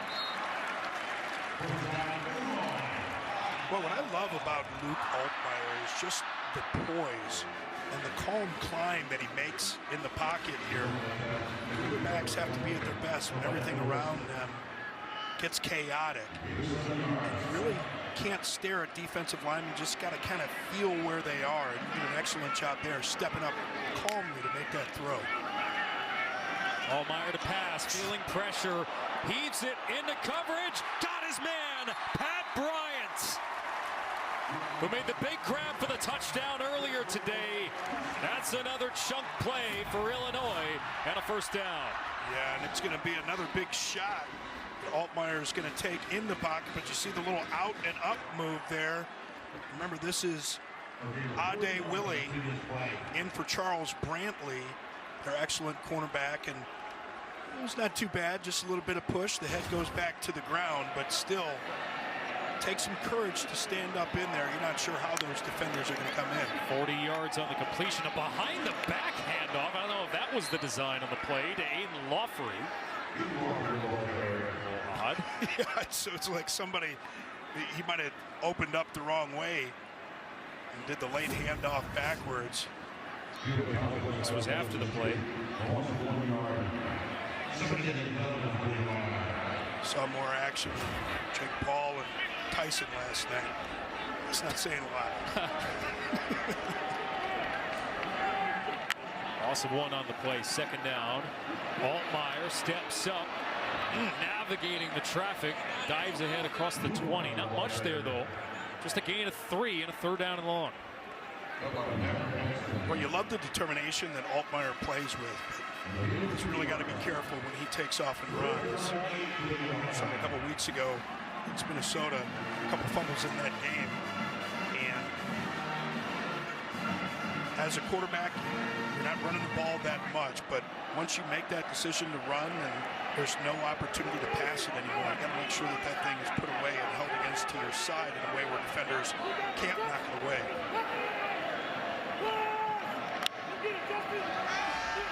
3rd down, Altmyer being chased down from behind.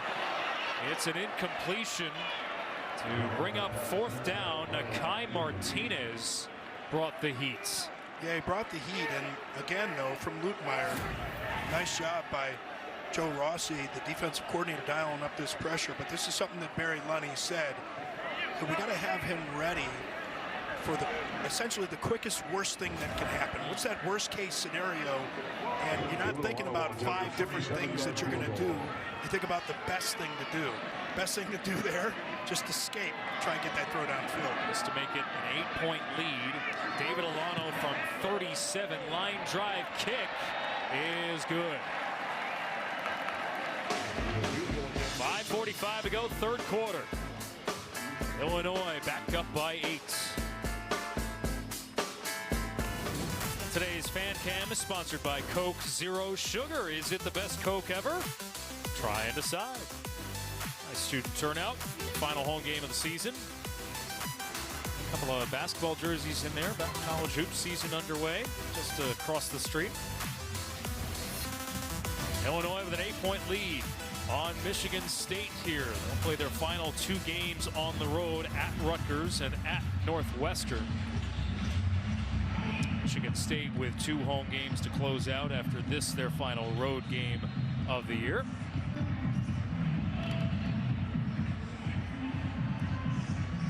That guy was too cold to move around. I guess, I don't know. You're better off moving around, buddy.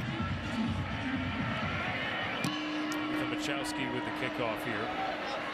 And there'll be a touchback. So Michigan State, that was a Where was that the first half? That kind of drive that they put together to begin this half. And we'll see if they feature more of Carter, more of Foster. And again, we haven't called the name of Nick Marsh very much. No, we haven't yet. And we have a young quarterback, of course, Aiden Childs, who's with Jonathan Smith as backup at Oregon State. Came over along with a number of the coaches. Sometimes it's just figuring out what the defense is actually doing to you. Remember, with 2 weeks, you're probably changing up some looks, some things that Aiden Childs wasn't expecting. Let us know what you're comfortable with. And off here, spin move from Lynch Adams across the 30. Gain of 6. You always have to remember Childs, so dangerous with his legs. And I love what they did in the first half, going from zone read, where he carries the ball to the outside, to more inverted veer, where he runs the ball a la Cam Newton, Gus Malzahn, the Auburn days, right up the middle. Lynch Adams again. And he's unable to get away. Tracked down by Matthew Bailey. Set up a 3rd down and short. On paper, this Michigan State team should be better running the ball. It's got 2 2,000-yard rushers in Carter and Lynch Adams. You've got the legs of Childs, but the offensive line has been so ineffective all year. Run blocking and protecting their quarterback. It's really created a challenge for Jonathan Smith to find any rhythm from the run game.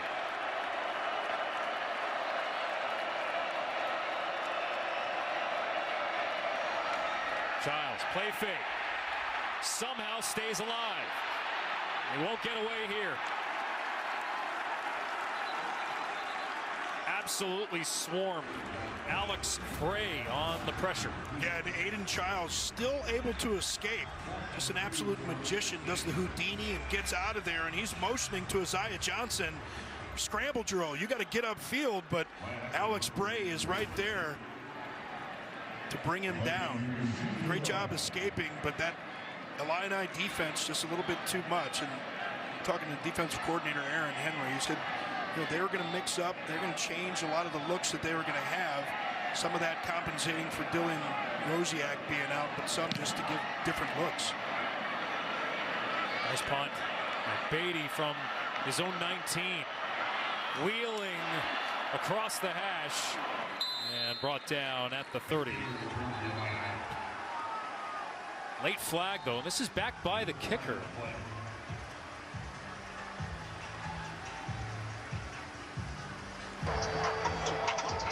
Illegal formation, 5 players in the backfield, kicking team. The 5-yard penalty will be added to the end of the play. It's 1st and 10. Timeout on the field. The Illinois ball. Looking to build on an 8-point lead. Luke Altmyer, solid afternoon of work for the Illini. Certainly, he's done a nice job protecting the football today. 3 interceptions on the season. None today. Great touch with the football. Judicious use of his legs. He's taken care of the football, hasn't put it on the ground, which he did a couple times against Minnesota. Nice job protecting it today. Kind of an underrated quarterback, I think. Look at his numbers for the year. One of the best touchdown interception ratios in the nation. Pass off the hands of Arkin. And comes into the day, Altmyer 5th in passing touchdowns in the Big Ten, 6th in passer rating, top 10 in yards and yards per completion. And you mentioned the touchdown to interception ratio. He is actually the best in the Big Ten. Second only behind Cam Ward among power conference quarterbacks.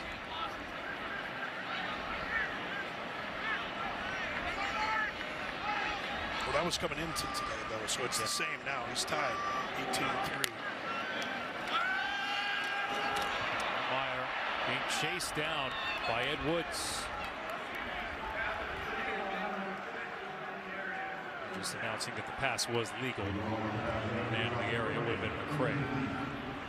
Still, Michigan State, got to tell you, their defense looks a lot better here in the second half. Twice they've been able to get pretty good penetration. 3rd down here.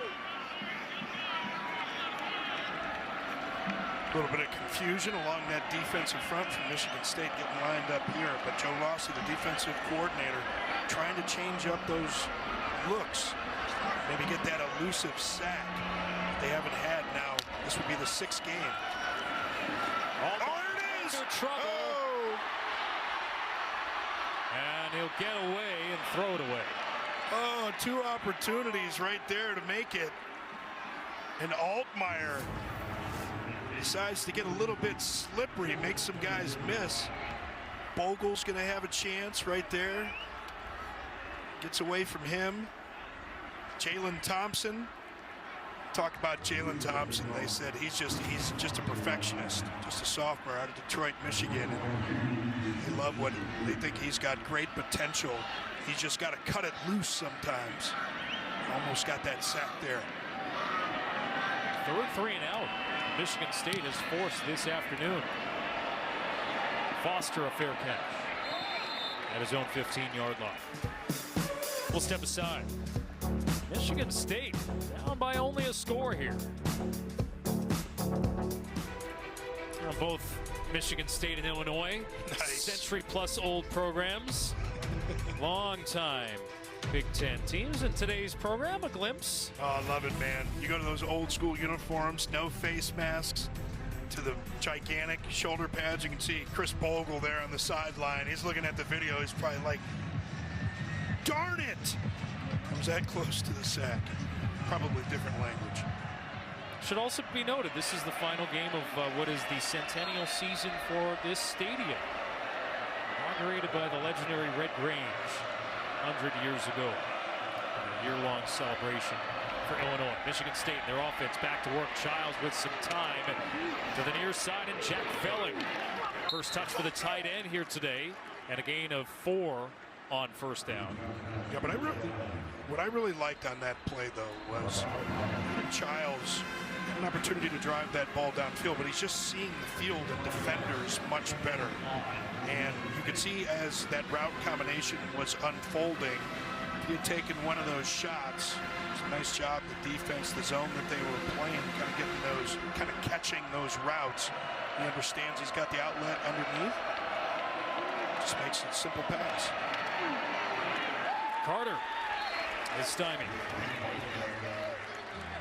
James Kreutz has been rotating in and out here today. His brother on the offensive line makes the tackle. Well, here's going to be an opportunity for this Illini defense. 3rd and 4 coming up. Michigan State 1 for 8 on 3rd down this afternoon.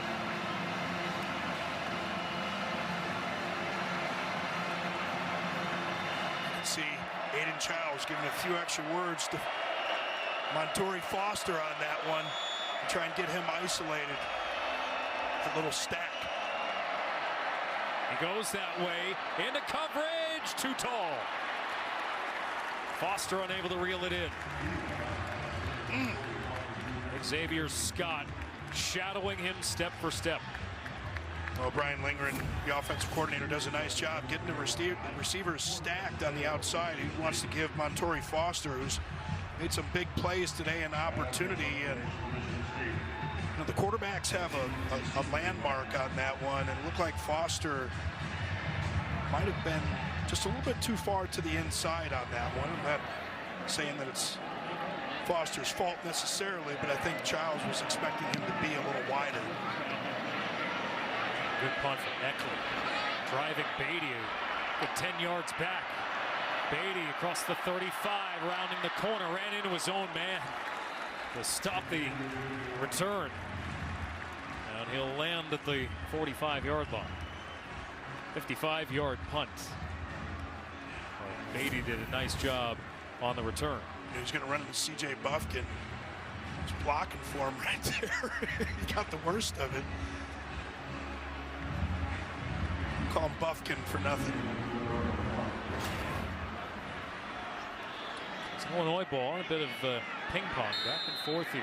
Both 3 and outs. Valentine lines up in the backfield to Altmyer's right. A short field here for Illinois to reestablish a 2-possession lead. Valentine looking to bounce to the outside, nowhere to go. He'll pick up 2. Tackle made by Jalen Thompson, the sophomore. Well, that Michigan State defense really just clogging that middle.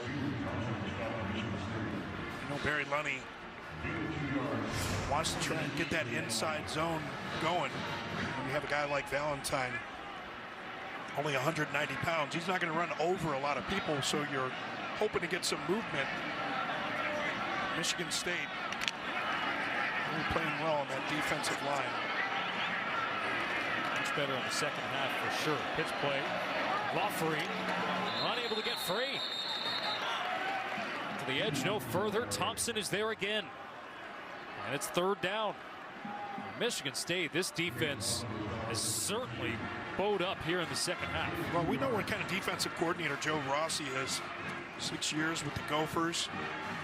Before joining Jonathan Smith's staff here, defensive coordinator, and he just gets guys in the right place. Ed Woods, the cornerback, did a nice job turning that thing back to the inside.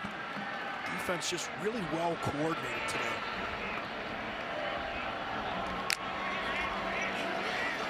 Altmyer can't get away. Brought down at midfield. Quindarius Dunnigan, transfer from Middle Tennessee. And Michigan State forces another 3 and out.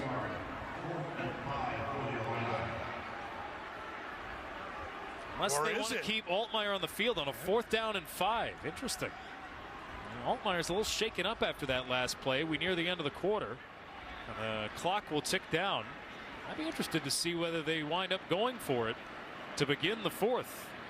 You'd be giving Michigan State a really short field if you don't get it. There you go. They heard you. So we'll see what that decision turns out to be. Nate Carter with the score in the 3rd quarter to bring Michigan State closer. It's an 8-point game as we head to the 4th. Popcorn ready. And a Big Ten stage is set for prime time. Purdue. My goodness! Takes on Michigan State. Touchdown Spartans! Fox College Football Friday kicks off at 8 Eastern. Michigan State's defense has gotten stronger and stronger as the game has gone along. Illinois trying to clinch a winning season. If they can hang on for the victory here. Michigan State defense, though, holding Illinois to 3 points, 61 yards. They pick up their first 2 tackles for loss of the game. And it will be a punt for Illinois. We're wondering whether Luke Altmyer on the offense will stay out there. But at midfield, they want to see if they can pin Michigan State here. This punt will not do enough. It's going to be a fair catch at the 14-yard line for Montori Foster. The only thing is, after scoring that touchdown, Robert, to get right back into this game, Michigan State with a couple 3 and outs. We'll see what they can do on this drive. Childs, decent day so far. They really haven't gotten the run game going the way that they've wanted. Going back years, it's what Michigan State football's always been about. You mentioned it earlier. With that offensive line, I think that they would have better results trying to run the ball. Childs under pressure right away, and he is ripped down. Seth Coleman got to him in the end. Yeah, that initial pressure, James Kreutz. Childs does a nice job evading him. See Kreutz break free there, but Childs does his Houdini once again. Not quite enough to get away from everybody. Kreutz fights back along with Seth Coleman. That's the chronic issue. I mean, the amount of sacks and tackles for loss that Michigan State has allowed this year. Some of the worst marks in FBS football. Childs hits his tight end, and that doesn't amount to much. Ryan Mead on the tackle. As Brendan Parashek is wrestled down, and it's 3rd down after no gain. And a 3rd down and a bunch, right? This is what you want. You didn't quite pin him with the punt. You got to be careful here if you're Michigan State. How risky do you want to get on a 3rd and 14? Not a lot of great calls in this situation. You have to think they'd want to go back to Montori Foster, who's lined up in the slot on the right. And the Spartans just 1 for 9 this afternoon. Childs rolls to his right, throws that way. It's caught underneath. Foster makes the grab, but it's going to be short of the first down. And again, Michigan State will likely have to punt here. Get that same kind of action. Actually, Foster. Oh, I'm sorry. Yes, Foster was on the inside there. Comes back and looks like they're going to go for it here on 4th, or at least line up. You just try and draw them off sides, maybe. Timeout called by Michigan State. That's their second. Everybody was kind of milling about. 4th down and 2 for Michigan State. Trying to hang in this game. Self-inflicted mistakes have been part of the story for Michigan State. 3 consecutive 3-and-outs now, and burning a timeout would be that self-inflicted mistake. 4th and 2 deep in their own territory. With just under 13 minutes to go in regulation time. We hear so many times that offensive coordinators, they have analysts and they say, okay, we're green at 3 or 4 or 2, whatever the case may be. You should have that decision made before you even get to 4th down, whether you're going to punt. Ryan Eckley get this one away. Line drive punt fielded at the 35 by Beatty, and he turns upfield. Flag comes in as Beatty is knocked out of bounds, crossing the 40 into Michigan State territory, and a big scrum develops along the Michigan State sideline. Everybody's going to be separated as Illinois pulls their players out of there. Let's check the flag here. Got a couple of flags in that area, probably of holding or block in the back, but we'll see. The referee's having pretty good discussion here. It might be fouls on both teams. During the return, holding receiving team. 10-yard penalty from the spot of the foul. It's 1st down. That was what created a big hole for Hank Beatty. We're going to see the hit here at the end. Actually, the punter comes up. Woo! Wow, okay. Man. That's why he was getting dapped up on the Michigan State sideline. Pat McAfee, loving seeing that. Yeah. Those punters coming up and making plays. Look at him going back and watching the video too. Watch what he did. They led the Big 12 or Try that Big with a 10 punter. in punting average coming into the day. Top 5 in FBS coming in. But penalty yards will push them back near midfield. They're still on the plus side. Back-to-back 3-and-outs for Illinois. Their last 2 possessions. Bit of a stalemate here as the second half is worn on. Illinois up by 8. They'll put the finishing touches on their 7th win of the season. Altmyer drifting back, hits his target underneath, but an ankle tackle, a brilliant one at that.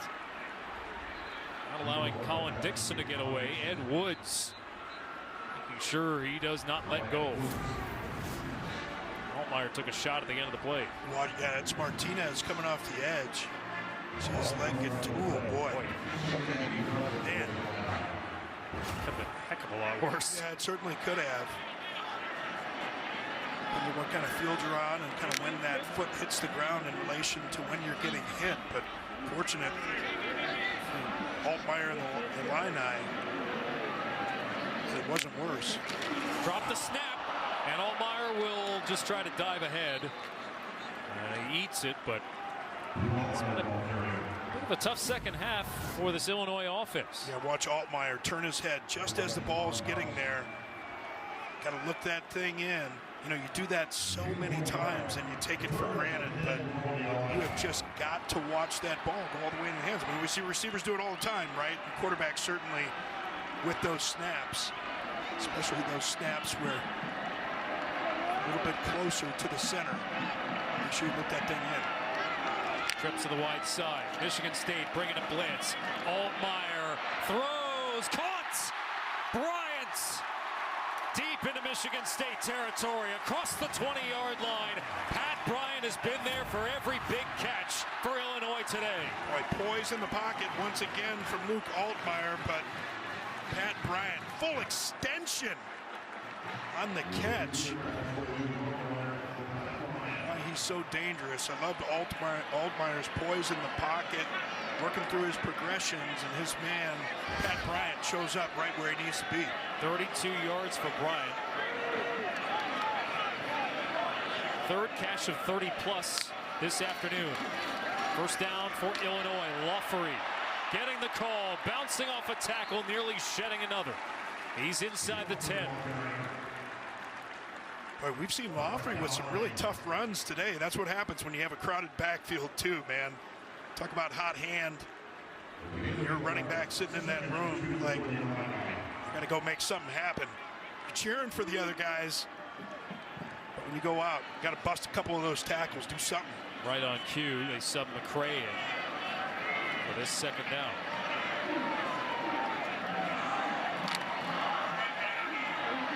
Pat Franklin isolated a couple times here on the outside. See if they take a shot to him. It's McCray. He'll get close to, and indeed will get them a first down. It'll be first and goal for the Fighting Illini. Well, Lawfrey goes back in. He might have both of them in.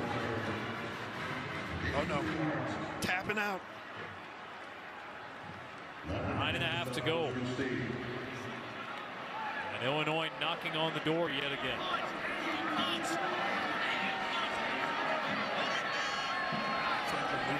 Back to the right side of the formation. He looks a little slow, a little gimpy possibly. An ankle issue. And off. Lawfrey. Stopped at the 5. Quan Buckley, the Nebraska transfer, limits the gain to 1.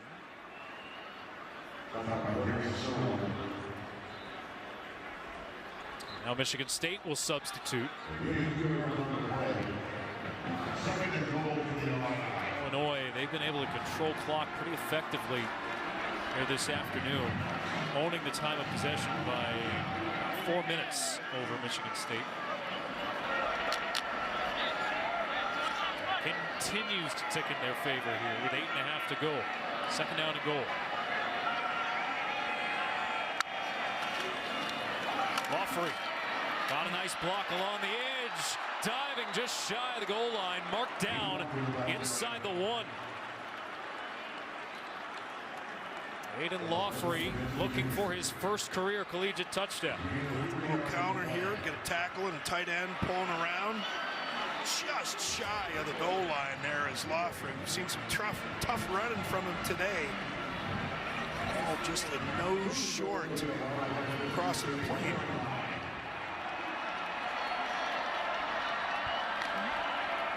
Third down and goal. Illini looking to punch this in. Got Arkin as the up man. See if they get the big man some love. Timeout called by Illinois as the play clock had wound down. 7:33 to go.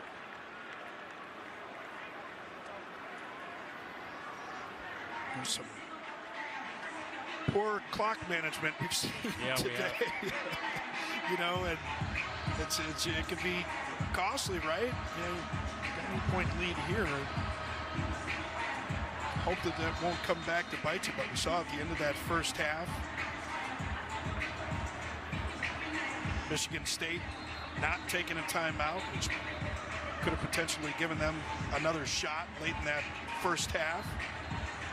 And we saw them call timeout, go for a punt anyway on 4th and 2. Now Illinois burns one. Illinois will be heading to their 9th bowl in the last 31 years. But trying to clinch, it's their 5th winning season since 2001. Well, it's a 2-score lead no matter what kind of points you get on the board, but you'd certainly rather have 6. Extra lineman in on a heavy package. McCray leaps over the pile. Touchdown, Illinois.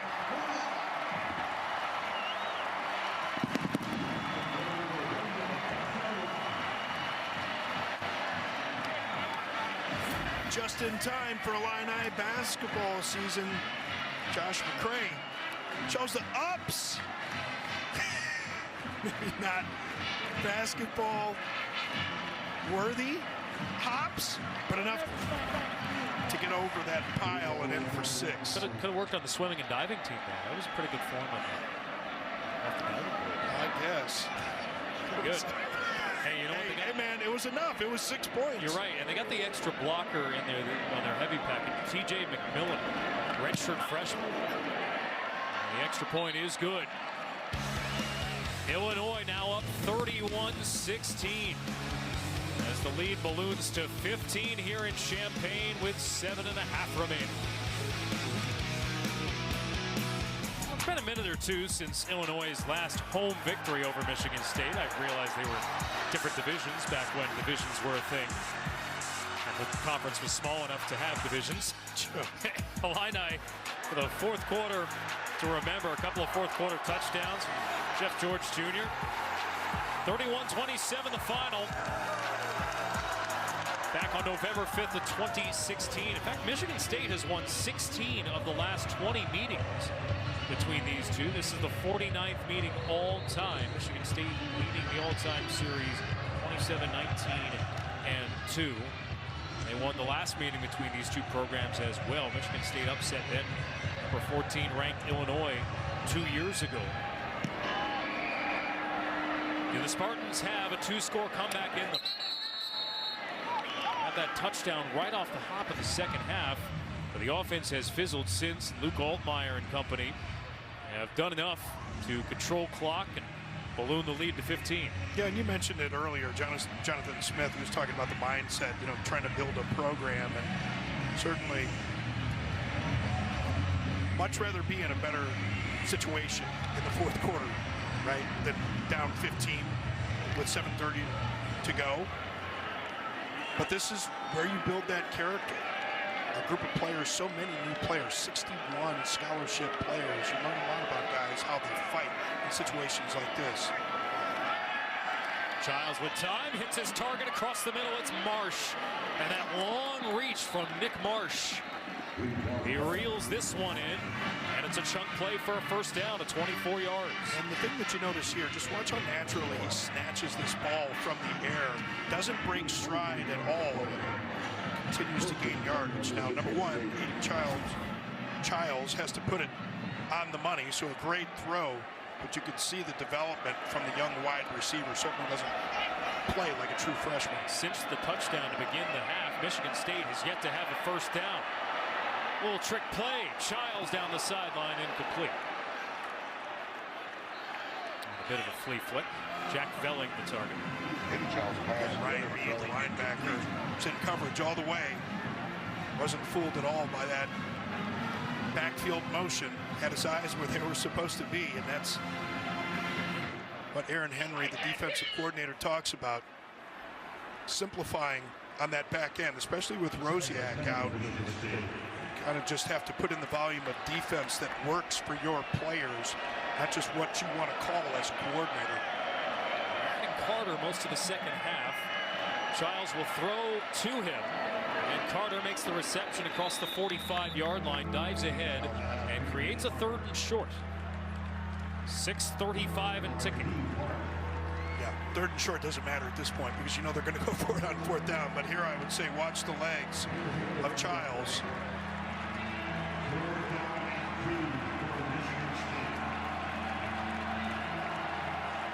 Spartans break the huddle.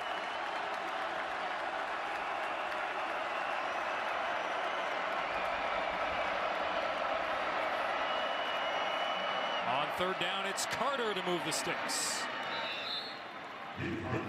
That clock and just those timeouts that they had to use earlier in the half, you're starting to think about it already. Under 6 minutes to go.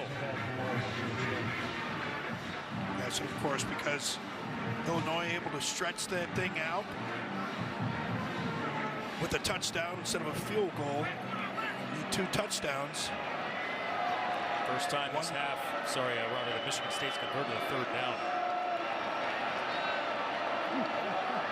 A lot of time coming off the clock here. Childs to pass. It's caught by Marsh, or maybe not.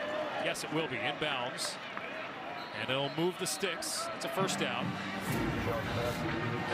Marsh does a nice job on the route here. Just so developed. Watch how he presses and then he sinks those hips so quickly. And that's why he stopped, because he knew that his knee was down as he's going down to catch that ball. But that's the thing that you notice out of Marsh is he runs routes like a guy that's been doing this at the college level for a long time. Gets the cornerback to turn the hips and then drops his hips quickly to move back and make a catch. Childs in trouble, throws it away. Maybe a defensive hold here.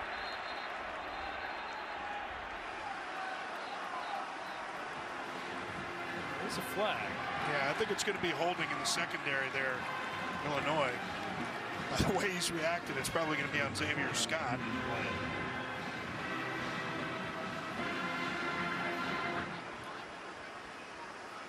There are fouls by both teams. They will offset. Intentional grounding, offense number 2. Holding, defense number 14. Replay 1st down. I was wondering about the grounding there. Let's see what the hold was all about. See Scott lined up here against Johnson. Oh, yeah, that's pretty clear. You see those hands go up like that. Almost always guilty. Wasn't happy about it, but pretty clear call right there. Stops the clock. And Carter in the backfield with Childs on 1st down. On the 28. Childs to pass, batted down. Otherwise, it could have been picked. Velling knew that the throw was behind him and just wanted to get it away from the waiting hands of Matthew Bailey. 2nd down. And Bailey was all over that one. Ran that route for Velling in position. Probably could have slipped under him to even try and make the pick there. Lynch Adams checks in.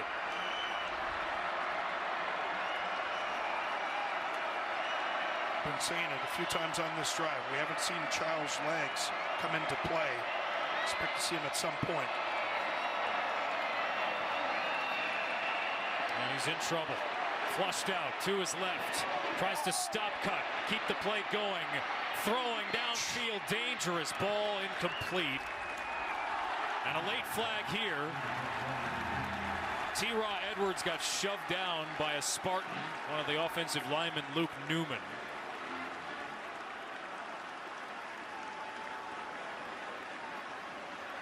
T-Raw Edwards, talk about him speaking to the team.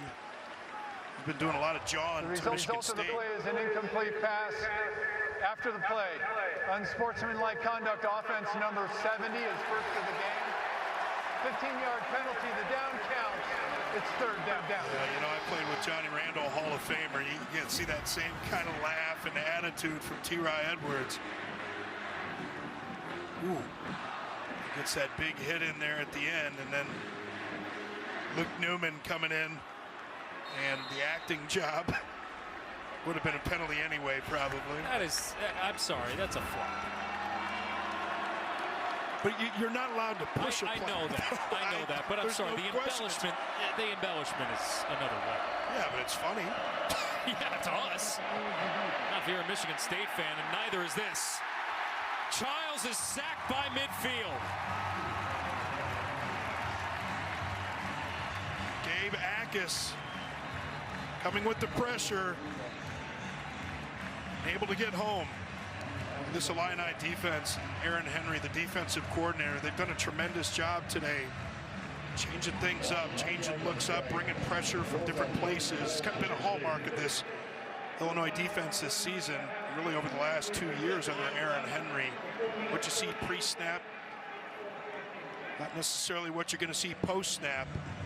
Just try and confuse that protection and change those fronts. They go from 3-man down to 4-man down. Ack is going to be coming from the right side here, and He just loops to the inside and beats Ashton Lepo. He had some movement at that right tackle spot. We weren't sure if we were going to see Rakeem Johnson, the true freshman, at that right tackle spot. Well, you got any 4th down and 34 plays that you can think of, Robert? Absolutely. Hook and lateral. Well, I mean, you can try all kinds of things, right? You want to try and get some sort of interference call as well. Yeah. You know, you can't wave the white flag here and just kind of run it. Try and get it downfield, get an interference, or get lucky. Can't take a sack though.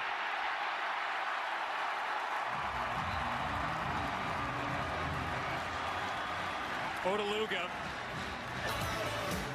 gets the sack.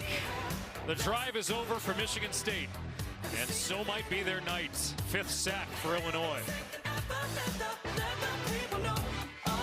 Could be the final offensive play for Michigan State here this afternoon. Pretty brilliantly drawn up. Yeah, it was. Defensive coordinator Aaron Henry. You see he's got Kenenna Odeluga lined up there as a 3 technique, and he's talked about learning the capabilities of his defenders, putting them in the best position to be successful, trying other things, which is something that he's learned from a psychological sense from his wife, who's a clinical psychologist. So he's tried all kinds of things, teaching techniques because of her. Josh McCray breaks free, and he's tackled inside the 10. Illinois looking to put icing on this cake to clinch the winning season. Just don't protect the edge for Michigan State. Everybody gets up inside. And Sabor,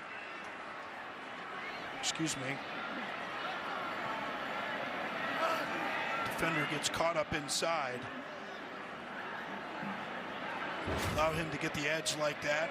Big guy turns on the jets as much as he can. Propellers maybe, guy his size, but you see him, he's trying to score at the end of it. Cuts back to the inside. That was Bogle. McCray up the middle again.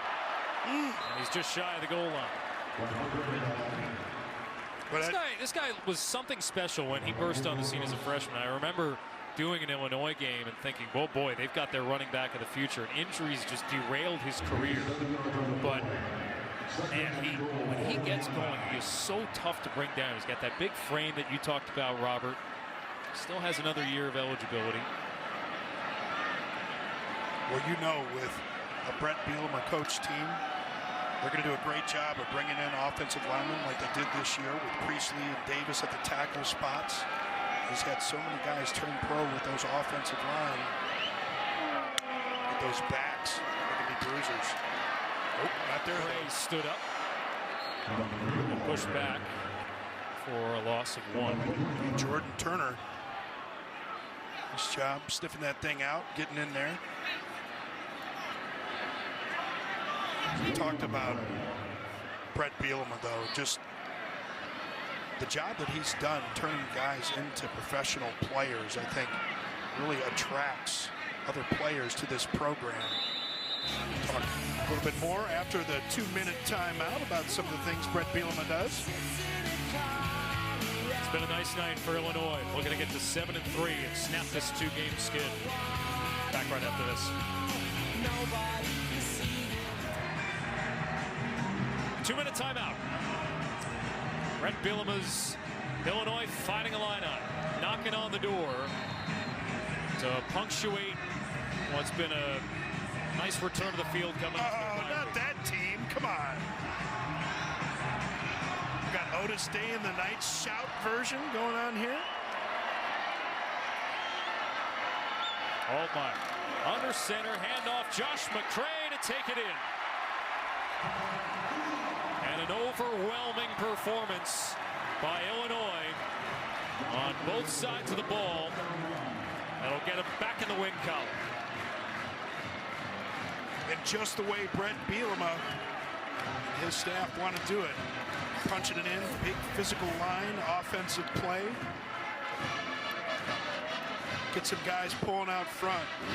McCray does a nice job just kind of falling his way into the end zone, finding that little crease. Some points that meant a lot to some people in the desert.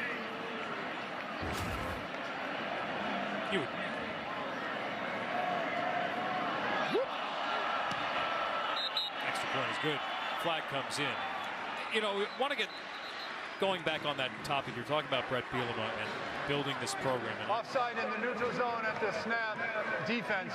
The penalties decline. The try is successful. I know that Illinois, their season, you know, losing to Oregon, #1 ranked team in the nation, no shame in that. Last game, they really regretted a lot of things that happened in that loss to Minnesota. Now, this is a program that can't compete right now in terms of NIL dollars. That is just the reality. And frankly, it will probably be the reality, even in a quote-unquote salary cap world. But you mentioned something that Brett Bielema can do. And again, these 2 games are very winnable. They can get to 9 wins on the season. What they can do here, what he can do as a coach, is send guys to the NFL. And that is something that gives you cachet, even more so sometimes than dollars will on the recruiting trail. Yeah, you're absolutely right. And he does a great job identifying talent. #1, J.C. Davis at that left tackle spot, had been playing down there in New Mexico. And Coach Bielema, he was the first guy at his doorstep as soon as that window opened. And he can see what types of players he needs to be successful. But he also talked about some other interesting things. Here with the fair catch, get an opportunity real quick to talk about, he talked about dividing the scholarships, which you can't do at the FBS level right now because they're just head count scholarships. But at some of the other levels, you can divide the scholarships. Other sports. Yeah. And you can, and essentially what that means is you can have 1 or 2 players splitting one scholarship, especially in the NIL area. Like, okay, well, we'll pay for this. You'll get the scholarship here. But it'll be interesting to see kind of where the numbers fall from a total scholarship perspective, if they'll be able to divide them, and then if there's going to be some sort of salary cap, revenue share. It's wild, wild west right now. Well, that's what we need to get to is some sort of structure. As Childs throws this one incomplete. Yeah, right now it's baseball. It needs to be more like the NFL. Right. But I think, and this discussion's come up, right? Like you talk about having some sort of commissioner of the sport, because you need to handle it from a scheduling perspective. You need to handle it from a cap perspective, a revenue share perspective, and have some rules that you can enforce. Because right now the NCAA seems to be toothless. Especially in the courtroom. The catch for Foster here, and he'll scamper out of bounds. And then you have on the other side, this Michigan State program and Jonathan Smith, who is trying to do things in a very similar way to what he did at Oregon State. And I get it, in a world of instant gratification, you want to be like Indiana, right? Well, that's a once in a blue moon type scenario there. It's far more sustainable to try to build a program like what Jonathan Smith is trying to do in East Lansing.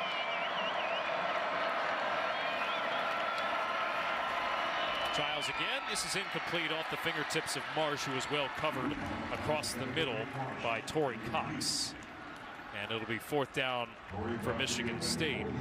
Keep in mind, the program at Michigan State essentially needed a fresh start. Friday night game against Purdue coming up, and they'll have Rutgers to finish. They lost 38 players from last year's team, half of which landed at the major conference teams in the portal. But you've got a coach of the year in the Pac-12 just 2 years ago who built a first-class program in Corvallis. That's nothing against Corvallis, but it's just not easy to do. Childs pass. He's caught in the flat by Carter. Turn the corner and get a first down as the clock will stop here briefly. Approaching a minute and a half. We had talked about Jonathan Smith and 61 new scholarship players that came in this year. And he said, well, how did you manage those players? Like, what was it that you did to kind of build a team out of a bunch of players, right? And he said, one of these guys to get to know each other, and talked about time back in August, making sure they spend a lot of time together. And he's absolutely right about this. More connected players are simply more committed to each other and to the cause. Alas, isn't that what college football should be at the end of the day? Instead of just a free agency nonsense. May I kick this soapbox that you're? No, dude. You know, that's honestly, like when I think about college football, it certainly is different in this era today. Childs looking and throwing. And that's one of the great things about college football. And Brett Bielema, he was talking about this. He said like 5 of his 7 roommates are going to be at this game today. Like there's just something different about college football. By the way, I'm 2-0 against Brett Bielema. Oh, you waited until this late in the game to throw that? Wow. Just until the end. No, but the great thing about college football, I mean, you all choose. At least that's the way it used to be. You all choose to go to the same place and you're fighting for each other, lifetime friends, and now it's more transactional. Where's that soapbox that I can pick over here? This pro, it's yours. 63 seconds. And Childs completes to Foster as we hit the final minute. It'll be a 4th down for Michigan State. And you know, talking about the Spartans here briefly as we wind down the end of the game here. I know they're going to drop to 4-6, but again, to finish 2 games that are very much in front of the Rutgers team that's really struggled over the second half of the season at Purdue, which they've had a lot of blowouts and been on the receiving end on. Very much could come down to the final game to get this Michigan State team back in a bowl game. And again, that would be a building block. Childs flushed out. And he'll try to run for it. And he'll get close. I think he got it. Moving the sticks. Yep.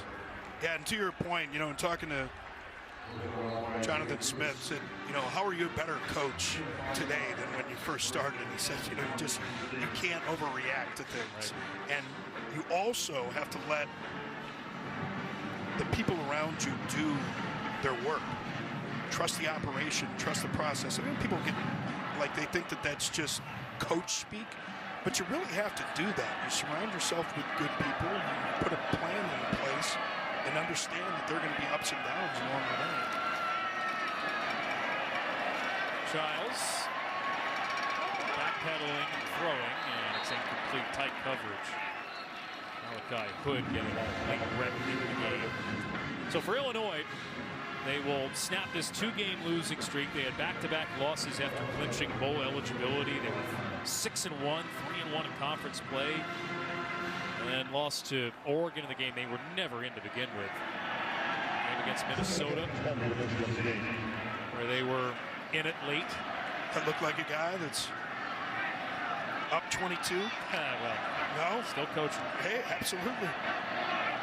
Part of the process. I love it.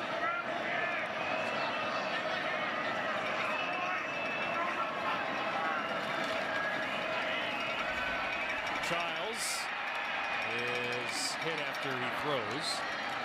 And it'll be 2nd down. So Illinois will clinch a winning season today after a losing record 2 of the last 3 years. It'll be just their 5th since run to the Sugar Bowl under Ron Turner in 2001. And to give you an idea, again, of what they're building here in Illinois, what Brett Bielema has been able to do with a program that just doesn't have a sparkling history in the last, let's say, half century, because there have been some obvious greats, all-time greats that have been through here. They've had just 15 years with 8 or more wins in their program history. That's it. They are on the cusp of opportunity to play for their youth. Childs. And this will be incomplete. 27 seconds. Yeah, and you look at their performance in one-score games, 8-4 in one-score games last 2 years, 3-1 this season. And it's not just winning games, it's winning those close games, finding a way to do that. I think you really just have to have a different mentality. And you can't fake that sincerity. Right. And when you're trying to bring players in and you're trying to sell your program and sell yourself, quite frankly, to those players, that sincerity shows. But they also know, as we talked before, you can also turn guys into pro players. So both of these coaches, I think, are Tremendous picks for the universities. Play clock wound down. There's going to be a delay of game here. Delay a game. Offense, 5-yard penalty, 4th down. More like a delay of exiting the stadium for all the fans who want to get back to their tailgate. Watch the late games, grill up some brats. Or the people that have to drive to Chicago to catch flights. I wouldn't know of anybody who would bother doing that. Silly, right? Yeah. Or the people who are trying to tune in for the Rutgers Maryland game coming. I heard Chris Myers is calling that. I'm tuning in. Okay. Nothing against you. I'm just saying. It's Chris Myers. I mean, he's a legend. He's a living legend. Split the difference the last couple of years, so that's fair. If I had worked with you the whole season through, then I would have been really effective. Childs completes to Lynch Adams. He sheds a tackle. Lowers the shoulder, but won't get the first down. And that'll give Illinois, on their senior day, a chance to kneel things out. And the Illini will get to 7-3 on the season.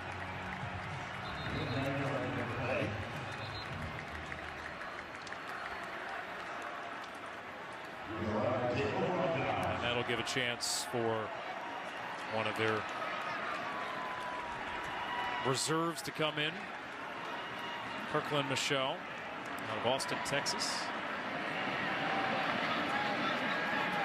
to put the closing touch on this one.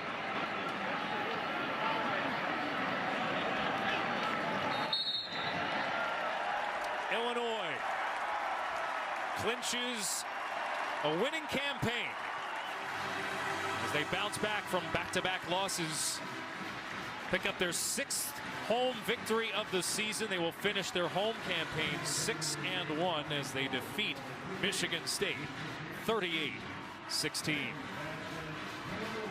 Brett Bielema's club, be off to a bowl game. Hey, they still got a chance to pick up a 9-win season if they can win out here in the regular season. Never mind what could happen in the bowl game. So that'll do it from us here in Champaign. Let's get down to Rutgers taking on Maryland.